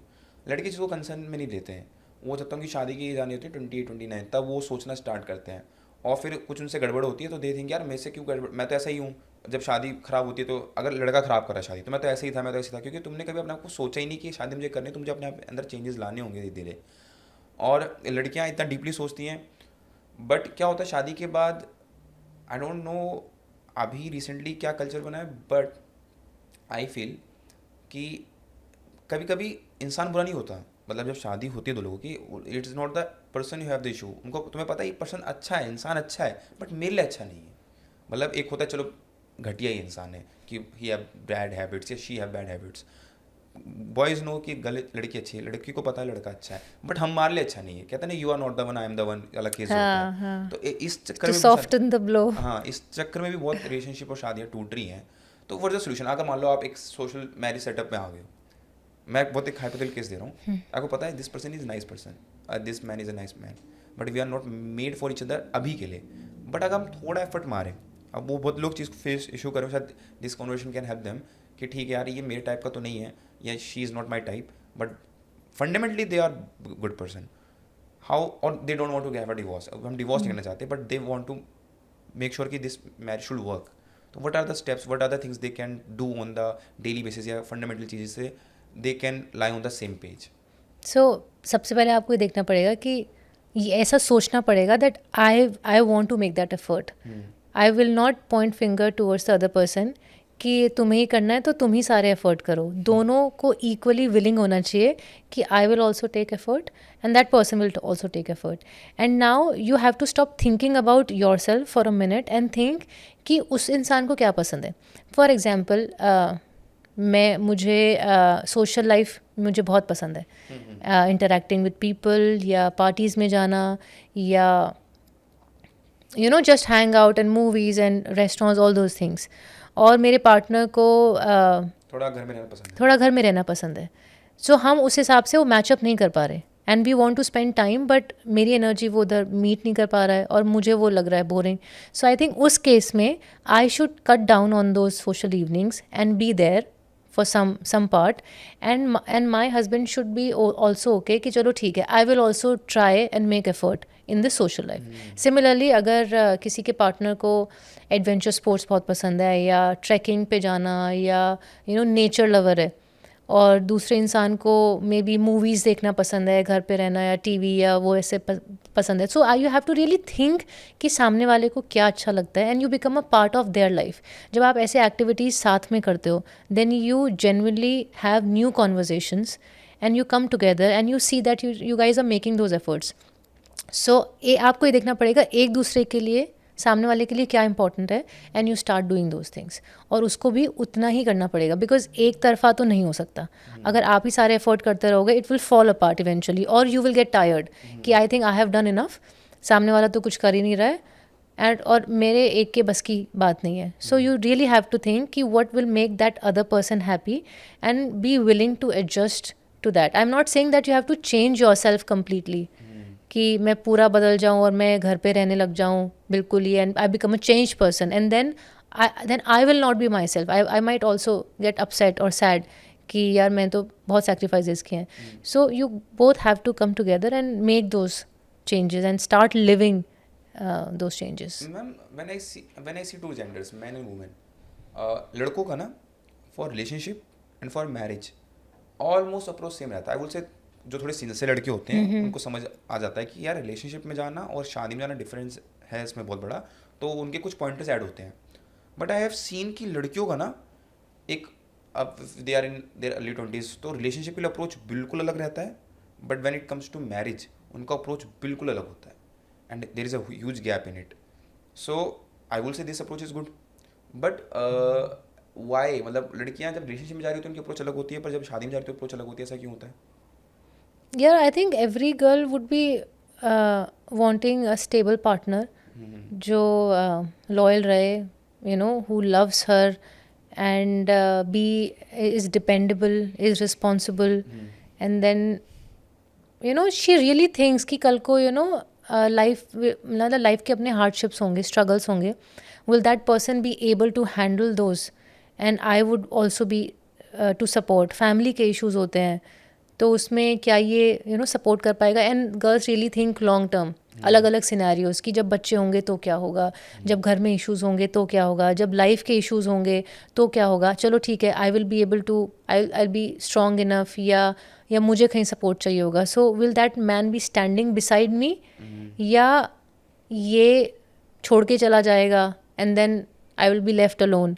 सो I think what you are looking for is, and जब आप शादी का सोचते हो, आप कभी ये नहीं सोचते हो कि मैं 2-3 शादी करूँगा। आप ये सोचते हो कि मैं कि एक शादी करूँगा। सो उसमें होता है कि आप जब एक शादी करते हो तो आपको लगता है कि यार मैं मेरा पार्टनर इतना वैसा होना चाहिए कि चलो ठीक है, मैं अपनी पूरी लाइफ इसके साथ गुजार सकता हूँ या गुजार सकती हूँ.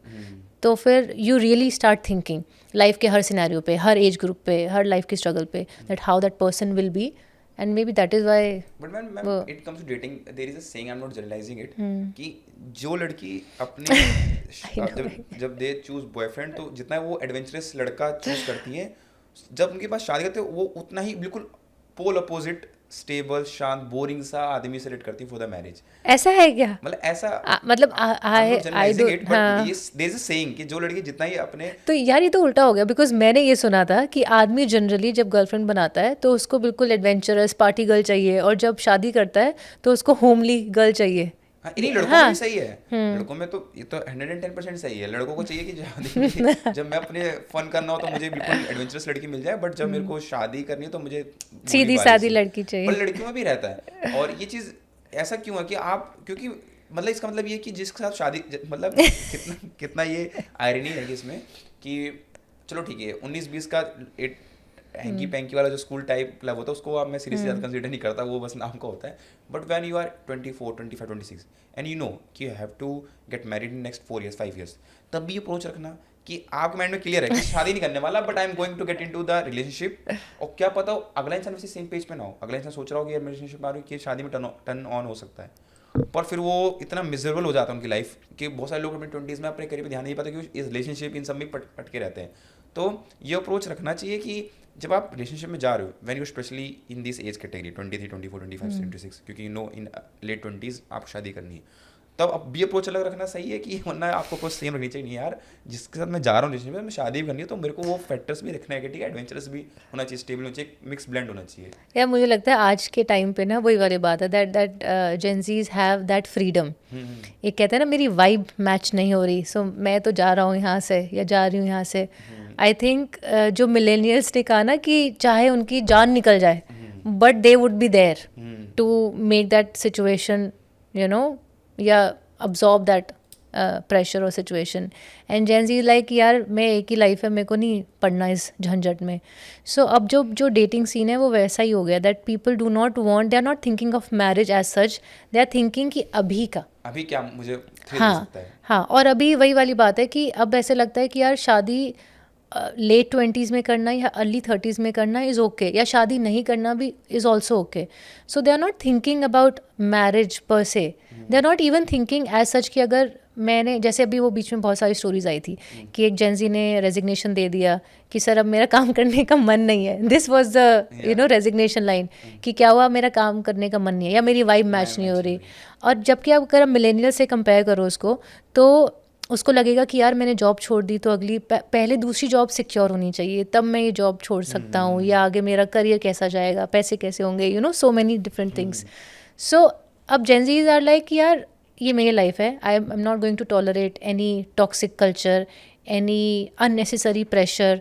सो इसीलिए शादी या रिलेशनशिप्स में भी they are like taking it easy कि अगर लगेगा शादी करनी है तो कर लेंगे, नहीं लगेगा तो it is fine, because but I will say this is conversion how rate we are. मुश्किल से 2 या 3% ही है. मतलब जिन लोगों के रिलेशनशिप चलते हैं हमारे केस में मुझे लगता नहीं, जो मैं आसपास अपनी, बट यार लोगों को फोर्स क्यों करना है शादी करने के लिए अगर वो नहीं करना चाहते नहीं उस somehow. पर्सन के साथ नहीं करना चाहिए, मतलब हाँ. जनरल ना करना चाहिए वो अलग बात है, बट अगर आप रिलेशनशिप में जा रहे हो तो सी ऐसा तो कहीं लिखा नहीं है ना कि अगर आप किसी रिलेशनशिप में हो तो आपको उसी इंसान से शादी करनी है. हाँ नहीं वो ठीक है, देखो वर्कआउट नहीं किया वो एक अलग चीज़ है, बट एक माइंड अप्रोच रखना कि अभी इस रिलेशनशिप के लिए ठीक है, शादी नहीं करनी. नहीं हो तो हो सकता है कि ऐसा कॉन्वर्जेशन हुआ. फॉर एग्जांपल मुझे नहीं लगता अगर जेंजी अभी किसी रिलेशनशिप में है तो दोनों में से कोई भी ये सोच रहा होगा कि यार मुझे इससे शादी करनी है, या उनका एक कॉन्वर्जेशन हो गया होगा शुरुआत में, जैसे हम सिचुएशनशिप की बात करते हैं कि यू नो ये सिचुएशनशिप है, you know you are free to see other people, I am free to see other people, so it's very chill and casual. और ये टर्म्स इसीलिए बनाई हैं because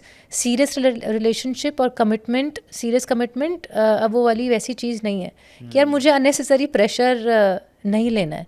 so I think they are taking it easy. और मुझे But लगता ma'am, है चलो ठीक है, हमने जिंदगी की तो बहुत बात कर ली. यू आर इन कॉर्पोरेट, आपने कॉर्पोरेट में ऑफलाइन भी काम किया होगा I guess. So ma'am corporate is a hub for extramarital affair. मैं तो कॉर्पोरेट में काम नहीं किया, पर मैंने जितना सुना है समझा, थोड़ा बहुत मैं गया भी हूँ तो मैंने देखा ऑब्जर्व किया है. ठीक है हम जेंजीज को बहुत कोसते हैं यार, तुम लोग बहुत स्विच करते हो, तुम लोग टिकते नहीं हो एक जगह, but there are so many man, there are so many women जिन्होंने अपनी शादी भी अच्छी बैलेंस कर रखी, शादी they are having, but they are having a extramarital affair in their corporate, in their gym. तो ये टेंडेंसी अब मिलेनियल्स में भी आ चुकी है। या मैंने वही बताया ना कि दोज डेटिंग एप्स जहाँ पे टियर 2 टियर 3 हाँ। cities more of the women are on those, and they are dating apps for married people because with the growing digital age everybody is growing apart. मतलब now you see it is so difficult कि एक husband wife coffee पे जाए बहुत और उनके मुश्किल है। पास बात करने के लिए कुछ हो। जब वो ट्रिप्स पे जाते हैं, सो इट्स लाइक सब फ्रेंड्स को इकट्ठा कर लो, सब साथ जाते हैं क्योंकि ट्रिप कट जाएगा, बातें हो जाएंगी, बच्चे एक साथ खेलेंगे, वाइफ अलग से बैठ जाएंगी, हस्बैंड्स अलग से बैठ जाएंगे, या पूरा ग्रुप एक साथ में होगा, so it would be easier. But now with दो सो मैनी एंटरटेनमेंट अवेलेबल, आप सोशल मीडिया पे कॉन्स्टेंटली हो, वर्क प्रेशर बहुत है, इकोनॉमी ऐसी चल रही है, यू कॉन्स्टेंटली यू फील कि यू नो सेम कॉन्वर्जेशन, और हस्बैंड वाइफ बैठेंगे तो क्या बात करेंगे बच्चे का जनरली. स्कूल, बच्चे का ये, हाँ, अब बच्चे ऐसा है, अब ये खर्चा आ रहा है, अब हमें ये करना है, वैसे करना है, सो जनरली उस तरीके से. सो वो जो एफर्ट है ना कि you are there for your partner as you were before. जैसे अभी अगर यंग रिलेशनशिप्स की बात करते हैं जहाँ पर they are having more fun going out, कोई लाइफ की रियल रिस्पॉन्सिबिलिटीज़ वैसी नहीं है, हार्ड कोर प्रेशर वाली नहीं है, कोई बच्चों का कॉलेज का नहीं देखना भी आपको, यार चिल उस हिसाब से. सो इसीलिए people are going you know kind of looking friendships elsewhere. उनको लगता है कि it is more fun, different conversations, मैं कोई सीरियस बात नहीं कर रहा या कर रही, कोई घर की बात नहीं हो रही या बच्चों के, escape है, I बोले it's kind of escape. And both are very clear कि यार हमें मतलब एज सच कुछ we are not committed to each other. हमारी फैमिलीज़ पहले आती हैं, but we are just talking to each other because we are liking it, because हमारे कॉन्वर्जेशंस अलग हो गए हैं. एंड बिकॉज ऑफ दैट फिर आप अपने स्पाउस से वो कॉन्वर्जेशंस करना और भी बंद कर देते हो. एक तो वैसे नहीं हो रहा, एक तो वैसे डिस्टेंस आ गया है. This culture should be normalized. देखो there is a difference. Which culture should be normalize? नहीं, this not specific, I want to, मैं इसको अच्छे से फ्रेम करता हूँ कि ठीक है, आपकी शादी को 15-20 साल हो गए हैं, ठीक है, अब आपने वही सब घिसी पिटी बातें, घिसी पिटी चीज़ें, घिसी पिटी काम एक साथ कर चुके हो. अब आपकी लाइफ भी बोरिंग हो रही है, उसकी लाइफ बोरिंग है. Without cheating, cheating is a very different. फिर आप उसके साथ इमोशनली फिजिकली इन्वॉल्व हो रहे हो, that is a pure cheating. But ठीक है, एक अलो करना, ठीक है यार तुम मेरे साथ बोर होती है या तुम मेरे साथ बोर होते हो, थोड़ा बाहर दोस्त बना लो. पर दोस्त में आप क्या बाउंड्री वो आपको रखना चाहिए. This culture should be normalize to have a stable life. क्योंकि अगर आप उतना किसी को फ्रीडम नहीं दे रहे हो तो इवेंचुअली आपकी शादी टूटेगी, इवेंचुअली यार जैसे आई थिंक शुरुआत से it should B okay that a man has his own social life in terms of जैसे वो अपने बॉयज़ ट्रिप पे जाता है या उसके बॉयज़ नाइट हो रही है. Different genders. हाँ नहीं, मैं दोनों की बात कर रही हूँ कि सिमिलरली फीमेल्स के लिए भी होना चाहिए that she should not leave her friends after marriage, कि वो अपने फ्रेंड्स के साथ है. चाहे मेल हो चाहे फीमेल हो. हाँ, मतलब जैसे वो अपने कॉलेज के फ्रेंड्स के साथ मिल रही है, रेगुलरली बातें चल रही हैं, एंड इट इज़ लाइक आपकी एक लाइफ है, मतलब कपल की एक साथ में लाइफ है, घर की लाइफ है, सोशल लाइफ है, एक लाइफ है जो आपके अपने फ्रेंड्स के साथ है, अपनी फैमिली के साथ है. अगर शुरुआत से ये इकोसिस्टम बना हुआ है, सो आप एक दूसरे के पास इतनी फ्रीडम है दैट दे आर हैविंग दो सेपरेट कॉन्वर्जेशंस. ऐसा नहीं है कि कॉन्स्टेंटली सिर्फ तुम और मैं ही हो, मैं बाहर नहीं जाऊंगा तो तुम भी बाहर नहीं जाओगी, मैं किसी से बात नहीं करूंगा तुम भी बात नहीं करोगी, हम कोई नाइट आउट्स नहीं करेंगे, या मैं जा सकता हूँ या तुम घर पे रहो. तो you are putting boundation on the other person. Instead अगर उनकी नॉर्मल लाइफ वैसी है, so I think then the couple would be together. And जैसे मैंने कहा दैट आपके पार्टनर के लिए क्या ज़रूरी है, इंपॉर्टेंट है, क्या उसको यू नो अच्छा लगता है in terms of you know social life या बाहर जाना है, जो कुछ भी है, you will have to take those efforts because you know यार marriage is really hard work. You can't sustain so many years, and you know there would be dull periods, there would be boring times, there would be struggling times, there would be happy times, and you will just have to see new ways to you know ignite that relationship. हम spark कैसे maintain करते हैं शादी के 10-15 साल बाद, and you have experience also कि ठीक है यू नो कि हर रोज बहुत इंटरेस्टिंग नहीं हो सकता. There are dull moments, there are dull phases, कभी कभी 3-4-5 महीने डल फेसेस भी होते हैं. बट इट्स नॉट अबाउट कि आपको हार्ड ट्राई करना पड़ा. आई बोल से कि जो इंसान अपनी इंडिविजुअल लाइफ में इवॉल्व होता है ना, जैसे देखो ठीक है आप शादी में एक सेटअप में साथ में हो, एक बंदा है जो अपना स्टार्टअप बना रहा है, अपनी लाइफ बना रहा है, female is also doing thing, तो वो रोज नए 10 एक्सपीरियंस है, she is getting involve, you are getting involve, तो आप कुछ नए टॉपिक्स, नई बातें. एंड आई हैव सीन जो कपल्स ट्रैवल करते हैं साथ में बहुत ज़्यादा, या वर्ल्ड टूर्स पे जाते हैं, या दे आर बिल्डिंग समथिंग, जैसे बहुत सारे ऐसे कपल्स हैं जो स्टार्टअप साथ में बिल्ड कर रहे हैं, तो they sustain longer. So how to because have, they're working as a team. yeah, so how to have that spark maintained after 10 15 20 years of marriage, कि एक spark रहे, कुछ नया, मतलब रोज मैं बोर ना हूँ, देखो किसी को गिल्ट फील नहीं कराना या चाहिए। देखो रोज़ तो कोई भी ऐसा नहीं हो सकता कि हाँ। कि रोज़ वाली सिचुएशन, बिकॉज सी अगर कोई अफेयर भी करेगा तो वो इवेंचुअली वहाँ पे भी बातें बोरिंग हो ही जाएंगी ना। 6 महीने बाद, साल भर बाद आप क्या ही बात कर लोगे नया। मतलब तभी तो कहते हैं ना, you know what, I heard this somebody से दिस ऑन इंस्टाग्राम, दैट जो अफेयर्स होते हैं वो तब तक चल रहे हैं जब तक, मतलब एक्स्ट्रा मैरिटल अफेयर्स वो तब तक होते हैं जब तक वो शादी चल रही होती है। द मोमेंट वो शादी टूटती है तो वो अफेयर भी सस्टेन नहीं कर पाता, because as a partner you are so secure कि मेरा घर सॉर्टेड है, मेरा पार्टनर सॉर्टेड है, सब चीज़ें, मेरी लाइफ उधर अच्छी चल रही है, और मैं यहाँ पर because I was getting bored तो चलो ठीक है, हाँ तो चलो एक एक्स्ट्रा मैरिटल अफेयर हो गया। बट द मोमेंट आपकी शादी, बिकॉज आई एम हैप्पी, मेरा सारा जो प्रेशर है, मेरा सारा काम है, मैंने तो अपने पार्टनर पे डाला हुआ है ना, and he or she is handling majority part of my life. यहाँ पर तो मैं लाइफ के सिर्फ अच्छे मोमेंट्स शेयर कर रही हूँ, 20-30% सिर्फ फन। मैं कोई बात हो ना करूँ कि हमें फाइनेंशियल प्लानिंग करनी है, हमें बच्चे के लिए कॉलेज के लिए ये देखना है, या हमें घर के लिए सोचना है, या पेरेंट्स का ऐसे करना है। I am not talking serious, I am just talking random stuff. तो मैंने जो बेस्ट पार्ट ऑफ जो वो कॉन्वर्जेसन है वो तो मैंने यहाँ कर लिए, और जो सीरियस है वो यहाँ कर लिए। बट मेरी अल्टीमेट लाइफ ये है, अगर ये गड़बड़ा गई, अगर मेरे पार्टनर को लगा कि चलो ठीक है यार मेरे को तो नहीं करना ये रिलेशनशिप, लेट्स ब्रेकअप, तो मुझे बताओ कि वो जो एक्स्ट्रा मैरिटल अफेयर था वो इतना भी नहीं था कि आई वुड रिस्क माई हाँ। और अगर मेरी वो शादी टूट गई तो यार इस रिलेशनशिप में मैं वो जो 20% फन बातें थी, मेरा पूरा साइड, हाँ, and that was just fun कि आप बाहर गए, एब्सोल्युटली वो सरफेस लेवल था। एंड सिमिलरली वो जो उस तरफ जो भी बंदा या बंदी होगी उसका भी वो उतना ही है। अगर द मोमेंट आपकी शादी पे बात आएगी, everybody would run towards their marriage कि यार हमें अपनी शादी बचानी है, हमें इसमें तो हम बस एज ए से इट्स बेटर बाहर थीम ढूंढने से अच्छा हाँ खुद ही फिगर आउट करो, खुद ही, या हाँ हाँ you should figure that out on your own कि how to make those conversations happen, because sometimes you kind of give up, comfort में चले जाते हो कि यार ठीक है आज इसने बात नहीं की, या मैंने इसको ये खाना पसंद है मैंने बनाया नहीं, छोड़ो कर लेगा मैनेज, एंड धीरे धीरे we start taking each other for granted, and that is where the problem comes. सामने वाला आपको बहुत अटेंशन दे रहा है, आपने मैसेज किया तुरंत जवाब आ गया, या एक अच्छी जगह कॉफ़ी पीने चले गए तो आपको लगा यार ये तो बहुत ख्याल रखता है, और वो इंसान जो इतना दिन रात आपके लिए काम कर रहा है या काम कर रही है, आपको लगता है यार तो बोरिंग है, तो ध्यान ही नहीं रखता या ध्यान ही नहीं रखती। So you are just equating that simple 1% of your life to that huge part. So I mean many marriage I have seen कि देखो शादी होती है, बच्चे होने से पहले they have that early honeymoon phase जिसको कहते हैं, या अर्ली कपल फेज होता है, उस पर स्पार्क वीक सी कि दोनों साथ में हैंग आउट कर रहे हैं, घूम रहे हैं, मिल रहे हैं। शादी के बाद ही जब तक बच्चे छोटे थे 5 साल, जो लोग अभी अपने अर्ली 40s 50s में, इनके बच्चे 10 15 16 साल के हो गए, वो अपनी इंडिविजुअल लाइफ जी रहा आदमी, और अपनी इंडिविजुअल लाइफ जी रही घर के पंगों में, या कुछ अपना शी इज़ वर्किंग तो अपने काम में, बस वो फॉर देयर चिल्ड्रंस एक सेम पेज पर आते हैं। मतलब एक ऐसा हो गया है ना कि अनसेट एडजस्टमेंट हो चुकी है कि ठीक है यार मुझे तुम ज़्यादा इंटरेस्ट नहीं है ना, मेरे को तुम ज़्यादा इंटरेस्ट है, बट हमने एक लाइफ लाई है इस दुनिया में, तो जब इसकी मुद्दे की बात होगी तो हम लोग बैठ के एक डिस्कशन करेंगे, we have the balance of the conversation, जिससे we can sustain this child. But जब बात खुद के एक दूसरे को टाइम देने की आती है, मतलब मैं कहूँगा कि कुछ शादियों में बच्चा होने से मैरिजेस बहुत और क्लोज होती हैं, they become emotionally more attach to each other, क्योंकि हम दोनों ने मिलकर एक लाइफ क्रिएट की दुनिया में, तो हम उसको अब सस्टेन करने के लिए साथ में मिलकर काम करना है।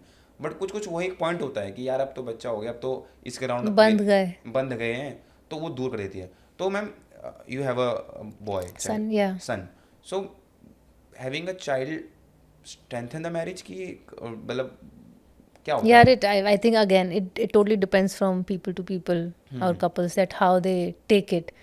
अगर आप शादी में खुश ही नहीं हो, जैसे पहले के लोग कहते थे ना कि बच्चा कर लो सब कुछ ठीक हो जाएगा, या बच्चा कर लो, होता था कि यार तुम्हारा आदमी थोड़ा बिगड़ा, शादी पर ठीक हो जाएगा, रिस्पांसिबल फील करेगा। हाँ, और या अभी जो झगड़े चल रहे हैं तो फिर बच्चा होने के बाद ये झगड़े ख़त्म हो जाएंगे, या शादी और ज़्यादा स्ट्रॉन्ग हो जाएगी, या जैसे हस्बैंड वाइफ अलग होने की बात कर रहे हैं, तो you know because of this बच्चा यू वुड बी लाइक अब हम तो अलग हो ही नहीं सकते, अब तो बच्चा आ गया। तो जनरली लोग इसलिए कहते थे कि ताकि आप डिवोर्स ना लो या अलग ना हो। पेरेंट्स जनरली वो प्रेशर होता था कि बच्चे करने का, ये रीज़न होता था कि आप अलग होना और डिफ़िकल्ट हो जाए for both. But I think वही तो, अगर आपकी शादी अच्छी ही नहीं थी तो फिर बच्चा आने से और मेरे को लगता है it becomes worse. I feel involve होना पड़ेगा उसके साथ। हाँ, और अगर नहीं भी होना पड़ेगा कि एक हो रहा है और एक नहीं हो रहा है, तो भी फिर issue आपको लगता है कि यार ये तो इशू है, and then you kind of tolerate the other person because एक बच्चा है। और अगर आपकी शादी अच्छी है, पार्टनरशिप अच्छी है, तो फिर बच्चे के आने के बाद then of course it becomes more stronger. But yeah depends from people to people. So ma'am, in many cases लड़कियों को ना बहुत इजीली हमारी सोसाइटी गोल्ड डिगर कह देती है कि यार ये तो गोल्ड डिगर है पैसों के लिए। बट देखो, बस आप किसी के साथ पैसों के लिए रिलेशनशिप में हो तो गलत चीज़ है। बट मैं कहूँगा कि लड़के एक लड़की से शादी करने से पहले बहुत सी चीज़ें देखते हैं। अब लड़कों का मैं कहूँगा थोड़ा सरफेस लेवल ज़्यादा रहता है, they go more for looks. Yeah. Looks पे एक लड़का, मैं कहूँगा लड़की से बात भी ना करी हो ना और बस शक्ल अच्छी लग गई, they will do the marriage. उनका कॉन्सेप्ट है बस लड़की हो जिंदा हो हमारे को चलेगा। इतना बुरा हाल है लड़कों में। बट लड़कियाँ सब कुछ देखती हैं। अब किसी आदमी का पैसे कमाने की एबिलिटी, एक होता है पैसे से आप 10 चीज़ें खरीद सकते हो, that's a different thing. But women get impress by man who can make money because they know कि if a man can make money it means he is responsible, he is smart, he is intelligent enough. और वो जो trades हैं वो एक जब हम एक रिलेशनशिप में आएंगे उसमें भी काम आएंगे। How women see the money of a man when it comes for like relationship या शादी? I want to understand. यार देखो, वो जो मैं पहले कह रही थी एंगल कि आदमी की वैल्यू सोसाइटी के हिसाब से वो होती है कि वो कितना कमाता है, कितना अच्छा कमाता है, तो इसका मतलब वो दैट मैन इज़ सक्सेसफुल। एक औरत की डेफिनेशन उस पर होती है कि उसकी शादी कितनी अच्छी चल रही है, उसके बच्चे कितना अच्छा कर रहे हैं, तो फिर दैट वुमन इज़ सक्सेसफुल। ये डेफिनेशन है। But at the same time when for example जब आदमी शादी करता है तो यही देखता है कि लड़की दिखने में कैसी है, आगे मेरी फैमिली के साथ एडजस्ट कर पाएगी कि नहीं कर पाएगी, और मेरी बात मानेगी कि नहीं मानेगी, यू नो काइंड ऑफ थोड़ा ज़्यादा वही एम्बिशन, कुछ केसेस में ज़्यादा एम्बिशियस नहीं होनी चाहिए, मेरे हिसाब से चलना चाहिए, वो सारी चीज़ें एक आदमी की ये रिक्वायरमेंट्स हो सकती हैं, and that is completely okay. Similarly अगर एक फ़ीमेल की ऐसी रिक्वायरमेंट हो सकती है कि यार मुझे एक वेल सेटल्ड बंदा चाहिए, एंड आई मेरी एक ही सर्टन स्टैंडर्ड ऑफ लिविंग है, I would like to continue this. और एक आदमी अगर पैसे कमा रहा है, अच्छे पैसे कमा रहा है, सो इसका मतलब he is of course intelligent, he is hard working. और कल को लाइफ में कुछ ऐसी सिचुएशंस आई, काफ़ी लोग की लाइफ में सिचुएशंस आती हैं, टफ टाइम आता है where in you have to restart, so that person, वो आदमी भागेगा नहीं, डरेगा नहीं, and that person will be able to restart life. और मुझे उसमें I see a solid man there unless we are talking about the generational wealth. So I think अगर लड़के की कुछ रिक्वायरमेंट हो सकती हैं फ्रॉम फीमेल, तो वैसे अगर फीमेल की कुछ रिक्वायरमेंट्स है from a man, it should be justified, and it's not like that लोग लड़कियों को वैसा ही चाहिए।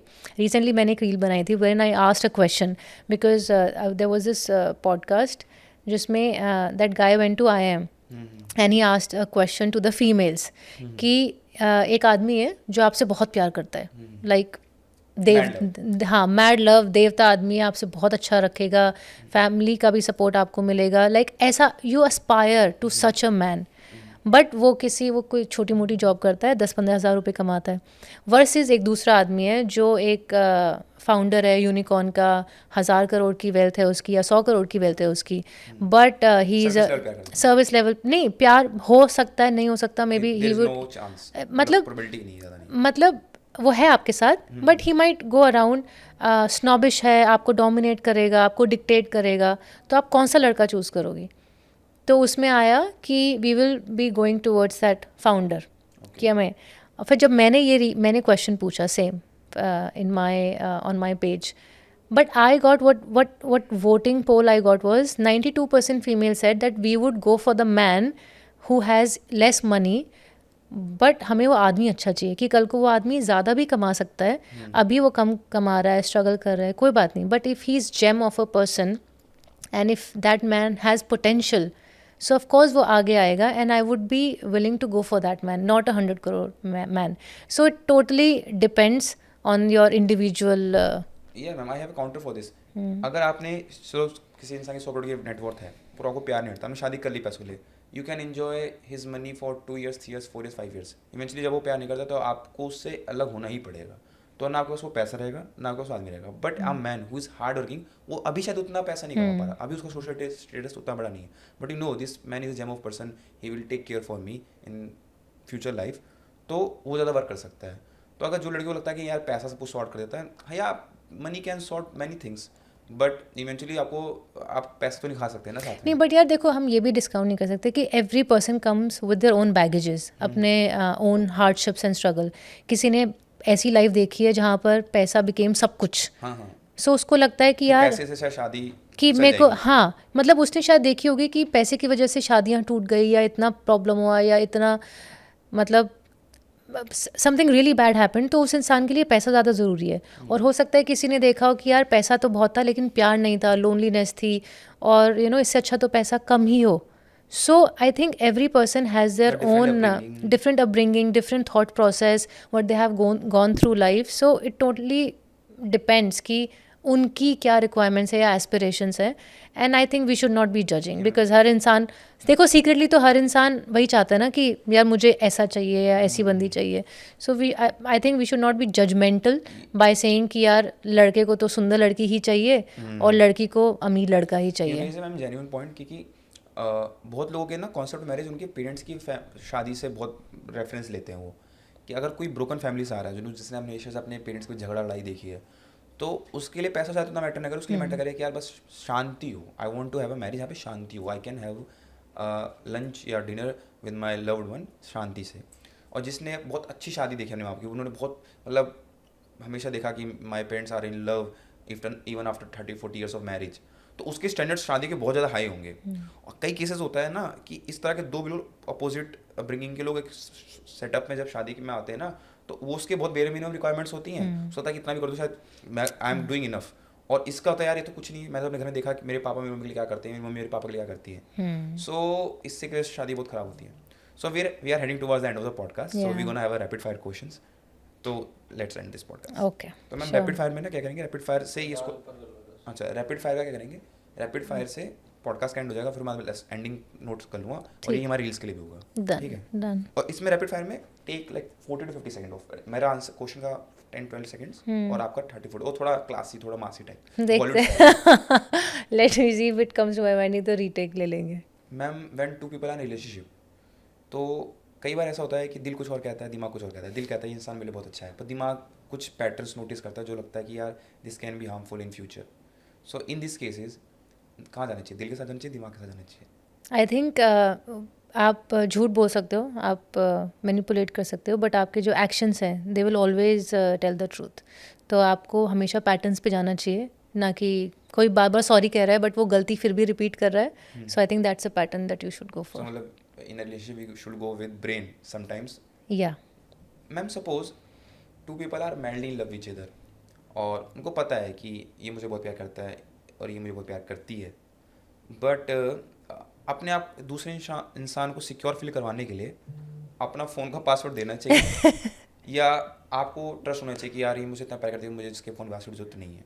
यार देखो, आप पासवर्ड अगर दे भी दोगे तो क्या ही फ़र्क हो जाएगा. हो सकता है कि आप वो मैसेजेस डिलीट कर दो, किसी और नाम से सेव कर दो, उसको लॉक कर दो, एनक्रिप्ट कर दो, ताकि आपके पार्टनर को पता ना चले. But ultimately sharing the password doesn't means कि आपका पार्टनर, अगर if your partner is going away from that relationship, you can't stop anybody. आप उसे कंट्रोल कर सकते हो, कुछ टाइम के लिए रोक सकते हो, बट अगर इवेंचुअली आपका रिलेशनशिप इज़ फॉलिंग अपार्ट, तो बाय शेयरिंग दैट पासवर्ड आप बस सुपरफिशियली उसको ठीक दिखा रहे हो. So I don't think so that sharing a password makes a but difference. Ma'am one is demanding, ठीक है I love you so much, but मुझे बस एक सिक्योर फीलिंग चाहिए, उसके लिए जस्ट शेयर योर पासवर्ड्स. नहीं, I don't think so it is a good thing. मतलब अगर मैं, तो it's a trust issue to be honestly. अगर मुझे पासवर्ड चाहिए, भी क्यों चाहिए? क्योंकि मेरे को चेक करना है कभी भी रैंडमली उठा के चेक करना है. And I don't think so that any partner should be living with with that कि यार अब फ़ोन दिखाओ अपना, मुझे चेक करना है किससे बात करो, क्या बात करो. आई don't think so. Every person has their personal space and we should respect that. Ma'am relationship का एक कड़वा सच या मैरिज का एक कड़वा सच जो सुनने में बहुत हार्श लगता है लोगों को, बट इवेंचुअली अगर आप सस्टेन करना चाहते हो उसको आपको एक्सेप्ट कर लेना चाहिए. ओह, ऐसा क्या है वो कड़वा सच? So basically, marriages are hard. Eventually, sometimes it's easy, sometimes it's hard, sometimes it's rosy, but you will have to fall in love with that person again and again, and you have to choose that person again and again, despite of कि आपके पास बहुत सारे options हैं, desires हैं, sometimes you can slip, but if you really love that person and want that marriage to work, you need to choose that person every single day. And sometimes it's not easy for people, but they do it because that is for the larger good or for their own good. Because वही है ना कि 10% के लिए मैं अपनी 90% of life तो खराब नहीं कर सकती ना. मैम एक रिलेशनशिप में लव, रिस्पेक्ट और पीस में से अगर कोई दो चीज़ चूज करनी हो आपको, what will choose? Love, respect and peace. एक रिलेशनशिप में आपके पास ऑप्शन दो ही हैं, तीन में से आप दो चूज कर सकते हो, तो व्हाट विल चूज? देखो, I would choose love and respect, क्योंकि अगर ये दोनों चीज़ें हैं तो पीस इवेंचुअली हो ही जाएगा. बिकॉज जब रिस्पेक्ट है, so I would respect you, not to have those कलेश या unnecessarily bogging you down. So I think peace naturally comes. और किसी भी रिलेशनशिप में 100% पीस हो ही नहीं सकता. थोड़ा बहुत कलेश होने चाहिए, थोड़ा मसाला बना रहता है. हाँ, थोड़ा सा वो बना रहता है कि यार आई जेन्युइनली लव यू, इसीलिए I am fighting for you, कि मुझे इतना टाइम चाहिए या मुझे इतना एफर्ट चाहिए, बिकॉज आई नीड यू. सो थोड़े बहुत तो चलते रहने चाहिए. मैंने नोटिस किया पैटर्न कि सबको सही चला होता है ना, लड़कियों को जब बोर हो रही होती है ना तो उनको कुछ क्लेश कर देती हैं. मतलब एक ऑन अ लार्जर लाइफ वाला क्लेश नहीं, जो बहुत सीरियस क्लेश होते हैं, बट छोटे मोटे क्लेश. अब लड़कों को चीज़ बहुत इरिटेटिंग लगती है, यार भाई क्या है, क्यों जबरदस्ती कोई टॉपिक उठा दिया, कहीं बात कर दिया. बट लड़कियों को अपने थ्रिल ले, तो लड़कियों को कुछ कुछ चाहिए रहता है to have the fun in the mind, ये कुछ नहीं. सो प्रॉब्लम पता है क्या है? सो जैसे अभी किसी ने कुछ किया तो लड़की को बुरा लगा. उसने कहा कि चलो छोड़ो, कोई बात नहीं. फिर दोबारा कुछ हुआ, फिर दोबारा कुछ हुआ. फिर जब 7वीं 8वीं चीज़ हो जाती है ना, फिर उसको लगता है अब तो बहुत बहुत बस हो गया. तभी जब लड़कियां जब झगड़ती हैं तो दे आर लाइक कि पुरानी बातें भी लेकर आती हैं, तब भी हुआ था, मैंने कुछ नहीं कहा, अब मैं कहना चाहती हूँ कि ऐसे ऐसे ये हुआ है. सो जब होता है तो दे काइंड ऑफ इग्नोर, और फिर बाद में जब वो होता है ना कि यार अब बस, देन फिर वो टाइम आता है. इसलिए वो रिपीटेडली आता है कि कुछ टाइम बाद, अब 1 महीना हो गया झगड़ा नहीं हुआ तो चलो कुछ करते हैं. So it is just coming from that concern और unanswered issues, unresolved issues. So ma'am next question is, ma'am बहुत लोग हैं जिनके क्लीशे होता है बार बार टॉक्सिक रिलेशनशिप में जाने का, क्योंकि उन्हें मजा आता है. मतलब उनके दोस्त उनको मना कर रहे होते हैं, उनकी फैमिली भी उनको मना कर रही होती है, this is not the right person for you, but वो लोग कहते हैं नहीं नहीं this is the right person. They also know deep down कि दिस गोना बी टॉक्सिक. पर कुछ लोगों को टॉक्सिसिटी से थ्रिल मिलता है, तो what's the solution for them, या उनका क्या ट्रेट होता है कि जिनको ऐसा इस चीज़ों में मजा आता है? पता है, funny that I was reading something about this only, about toxic relationships, that toxic relationships create more thrill. कि अभी झगड़ा चल रहा है बहुत ज़्यादा, और फिर मुझे लग रहा है, हाँ, आई विल से लड़कियों को ज़्यादा नहीं, I think it's equally with men also. Let's not forget men out there. So कि अभी झगड़ा चल रहा है तो भी मुझे लग रहा है टूटने वाला है, फिर सडनली बच गया. So there so much of thrill.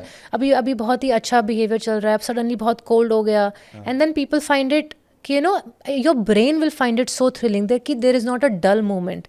But problem यह है कि for your good healthy marriage or your life, you need consistent relationships wherein you can bank upon. आप इस toxic relationship पे bank नहीं कर सकते कि कल को यार वो उसका मूड ऑफ हो गया, अब मुझे ज़रूरत है, वो तो भाग गया. अब consistent relationship boring हो सकता है, but I know that is a solid relationship. So I think we need to choose that. Okay ma'am, there is a very viral question of mine. इस टॉपिक को मैं पहले भी लिख रहा था अपने पॉडकास्ट में, इट गॉट वायरल, कि चलो मैरिज में तो ये साथ कॉन्सेप्ट होता है प्लान किया, जब 2 पीपल आर इन रिलेशनशिप तो लड़कियां ना बहुत इनसिक्योर हो जाते हैं लड़कियों के बेस्ट मेल फ्रेंड्स से. मतलब जो मेल फ्रेंडशिप्स होती हैं लड़कियों की, उससे लड़के हमेशा इनसिक्योर रहते हैं, और लड़कियों पर कहते हैं नहीं यार आप क्यों हो रहे हो इनसिक्योर, लड़का ही तो है, दोस्त है मेरा. So how relationship can have a balance कि ठीक है लड़का भी समझे कि यार इसका दोस्त है, पर लड़की भी अपनी बाउंड्री मेंटेन करे, इससे लड़का उसका इनसिक्योर ना हो, उसका या बॉयफ्रेंड यार. How girls see their male best friend, क्योंकि हम लड़के हमें पता है कि उसका क्या ऑब्जेक्टिव हो सकता है. 90% बहुत, चलो ठीक है 5-10% मैं लेवरेज दे सकता हूँ कुछ लड़कों को, पर 90% लड़कों का ये रहता है कि इसका रिलेशनशिप टूटे और मैं एंट्री करूँ उसकी लाइफ में. पर लड़कियां ऐसा होता है मैम, होता है, पर लड़कियां ये चीज़ को नहीं पकड़ पाती हैं. तो what's the solution for this? यार तुमने तो ऐसे कहा कि लड़कियां बेवकूफ है, उनको समझ में नहीं आता. मे बी उन्होंने बाउंड्रीज की बाउंड्रीज क्रिएट कर रखी हैं. I will say no, it's not about बेवकूफी, नॉट कि they are sometimes they are pure. लड़कियों का मतलब इंटेंट प्योर रहता है कि अरे ये तो बहुत अच्छा दोस्त है, मेरा क्यूट सा दोस्त है मेरा, हाँ। इस साथ मेरा ऐसा कुछ नहीं है। पर लड़के दिमाग चलाते हैं अपना टेढ़म वाला। नहीं, तो इसमें ये भी होता है कि अगर फॉर एग्जांपल अगर हस्बैंड की कोई फीमेल बेस्ट फ्रेंड है, तो वाइफ को भी प्रॉब्लम होती है। हाँ हाँ होती नहीं है, होती, होती तो है। उसमें फिर उसको भी ये लगता है कि मेरा हस्बैंड तो बहुत सीधा है, ये तो देख ही नहीं पा रहा है, बट वो लड़की अच्छी नहीं है। I think it goes both ways. अगर if a wife is not okay with a husband's female best friend and a husband is also not okay with a wife's male best friend, I think वो, sustain नहीं करना चाहिए उस चीज़ को फिर। मुझे लगता है कि आपको अपने पार्टनर को इनसिक्योर फील नहीं कराना चाहिए, और उसके लिए you will have to take efforts and show कि ठीक है, I am not replacing you with that person and that person is not a priority, just a friend, but you are my major part क्योंकि of अपना life. Gender ही अपने gender के true intent को समझ सकता है, मतलब वो female can ठीक है, understand। और नहीं, कई बार ऐसा जेन्युइनली होता है कि आपको लगता है कि यार आपको किसी की टेंशन समझ में आ जाती है। सो आई थिंक दोनों ही, कोई भी ओके नहीं होगा, ना वाइफ ओके होगी, मतलब कुछ केसेस में वाइफ ओके नहीं होगी, हस्बैंड भी ओके नहीं होगा। So you just have to maintain certain boundaries and make sure कि अगर आपका पार्टनर किसी इंसान की वजह से इनसिक्योर फील हो रहा है, वो आपकी रिस्पॉन्सिबिलिटी बनती है कि वो इनसिक्योर ना हो। Then you have to make sure that your partner is important, not that person. So ma'am, last question is, ma'am, you have a large following on social media and many people follow you to have a genuine relationship advice or marriage advices. For Gen Z, one single advice, only single advice you wanna give, जिससे they can really make sure कि उनके relationship work करे और वो आगे चल के एक अच्छे पार्टनर बन सके। एक single advice for both female and male, मतलब दोनों जेंडर्स के लिए एक एडवाइस जो आपके हिसाब से, आपके खुद के 13-14 साल के एक्सपीरियंस से आपको लगता है दिस इज द रामबाण कि ये अगर कर लोगे तो सॉर्टेड 90% चीज़ें। यार आजकल एक जो नई चीज़ शुरू हो गई है ना कि I will be hot and cold, मैं पहले इसको इग्नोर करूँगी, फिर तभी उसको मेरी वैल्यू होगी, या मैं ज़्यादा अवेलेबल हो जाऊँगी तो उसको लगेगा ये बहुत डेस्परेट है। या ये जो गेम्स हो गए हैं ना, कि टैक्टिक्स हो गए हैं कि अब मैं हूँ साथ में, अब मैं नहीं हूँ। हाँ, जबकि मेरा जेन्युइनली बहुत मन है, I really like this person and I want to really love that person, but मैं अपने आप को रोक रही हूँ बिकॉज यू नो वो सोचेगा या सोचेगी कि यार ये तो बहुत डेस्परेट है, बहुत नीडी है, ये क्लिंगी है, ऐसा है। मुझे लगता है अगर जेन्युइनली प्यार है तो just go for it and you know share all your love on that person.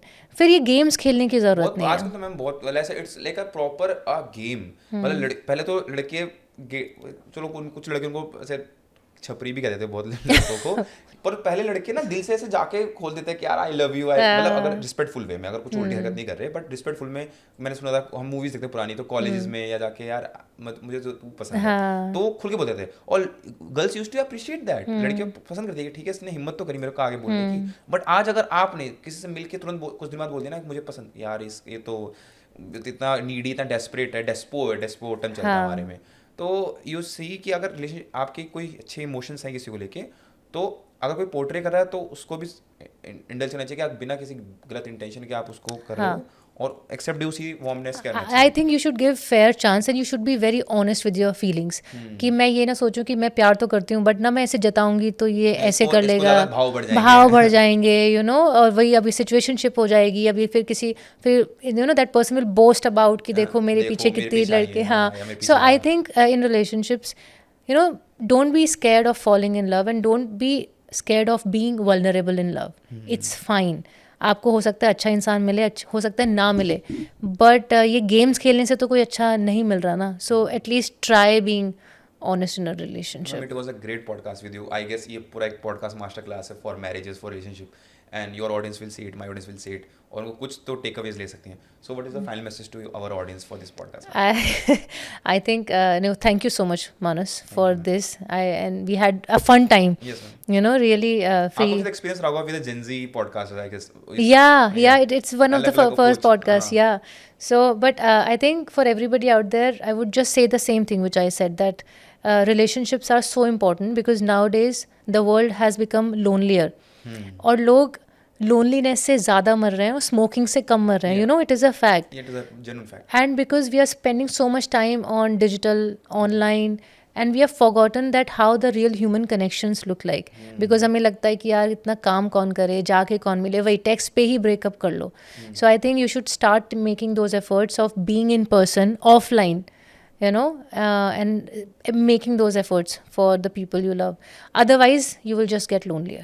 Yeah, so it was a great podcast with ma'am, and make sure to give your takeaways in your comments, our comment section, कि आपको क्या genuine बात अच्छी लगी जिससे आप सीखे कुछ समझे, और आप कमेंट्स बताओगे, मुझे अच्छा लगेगा कि हाँ मेरे पॉडकास्ट में का जो पॉइंट था वो वर्थ इट हुआ। बाकी अच्छा लगे तो लाइक सब्सक्राइब कर ही देना। सो या thank you so much, thank you Manas.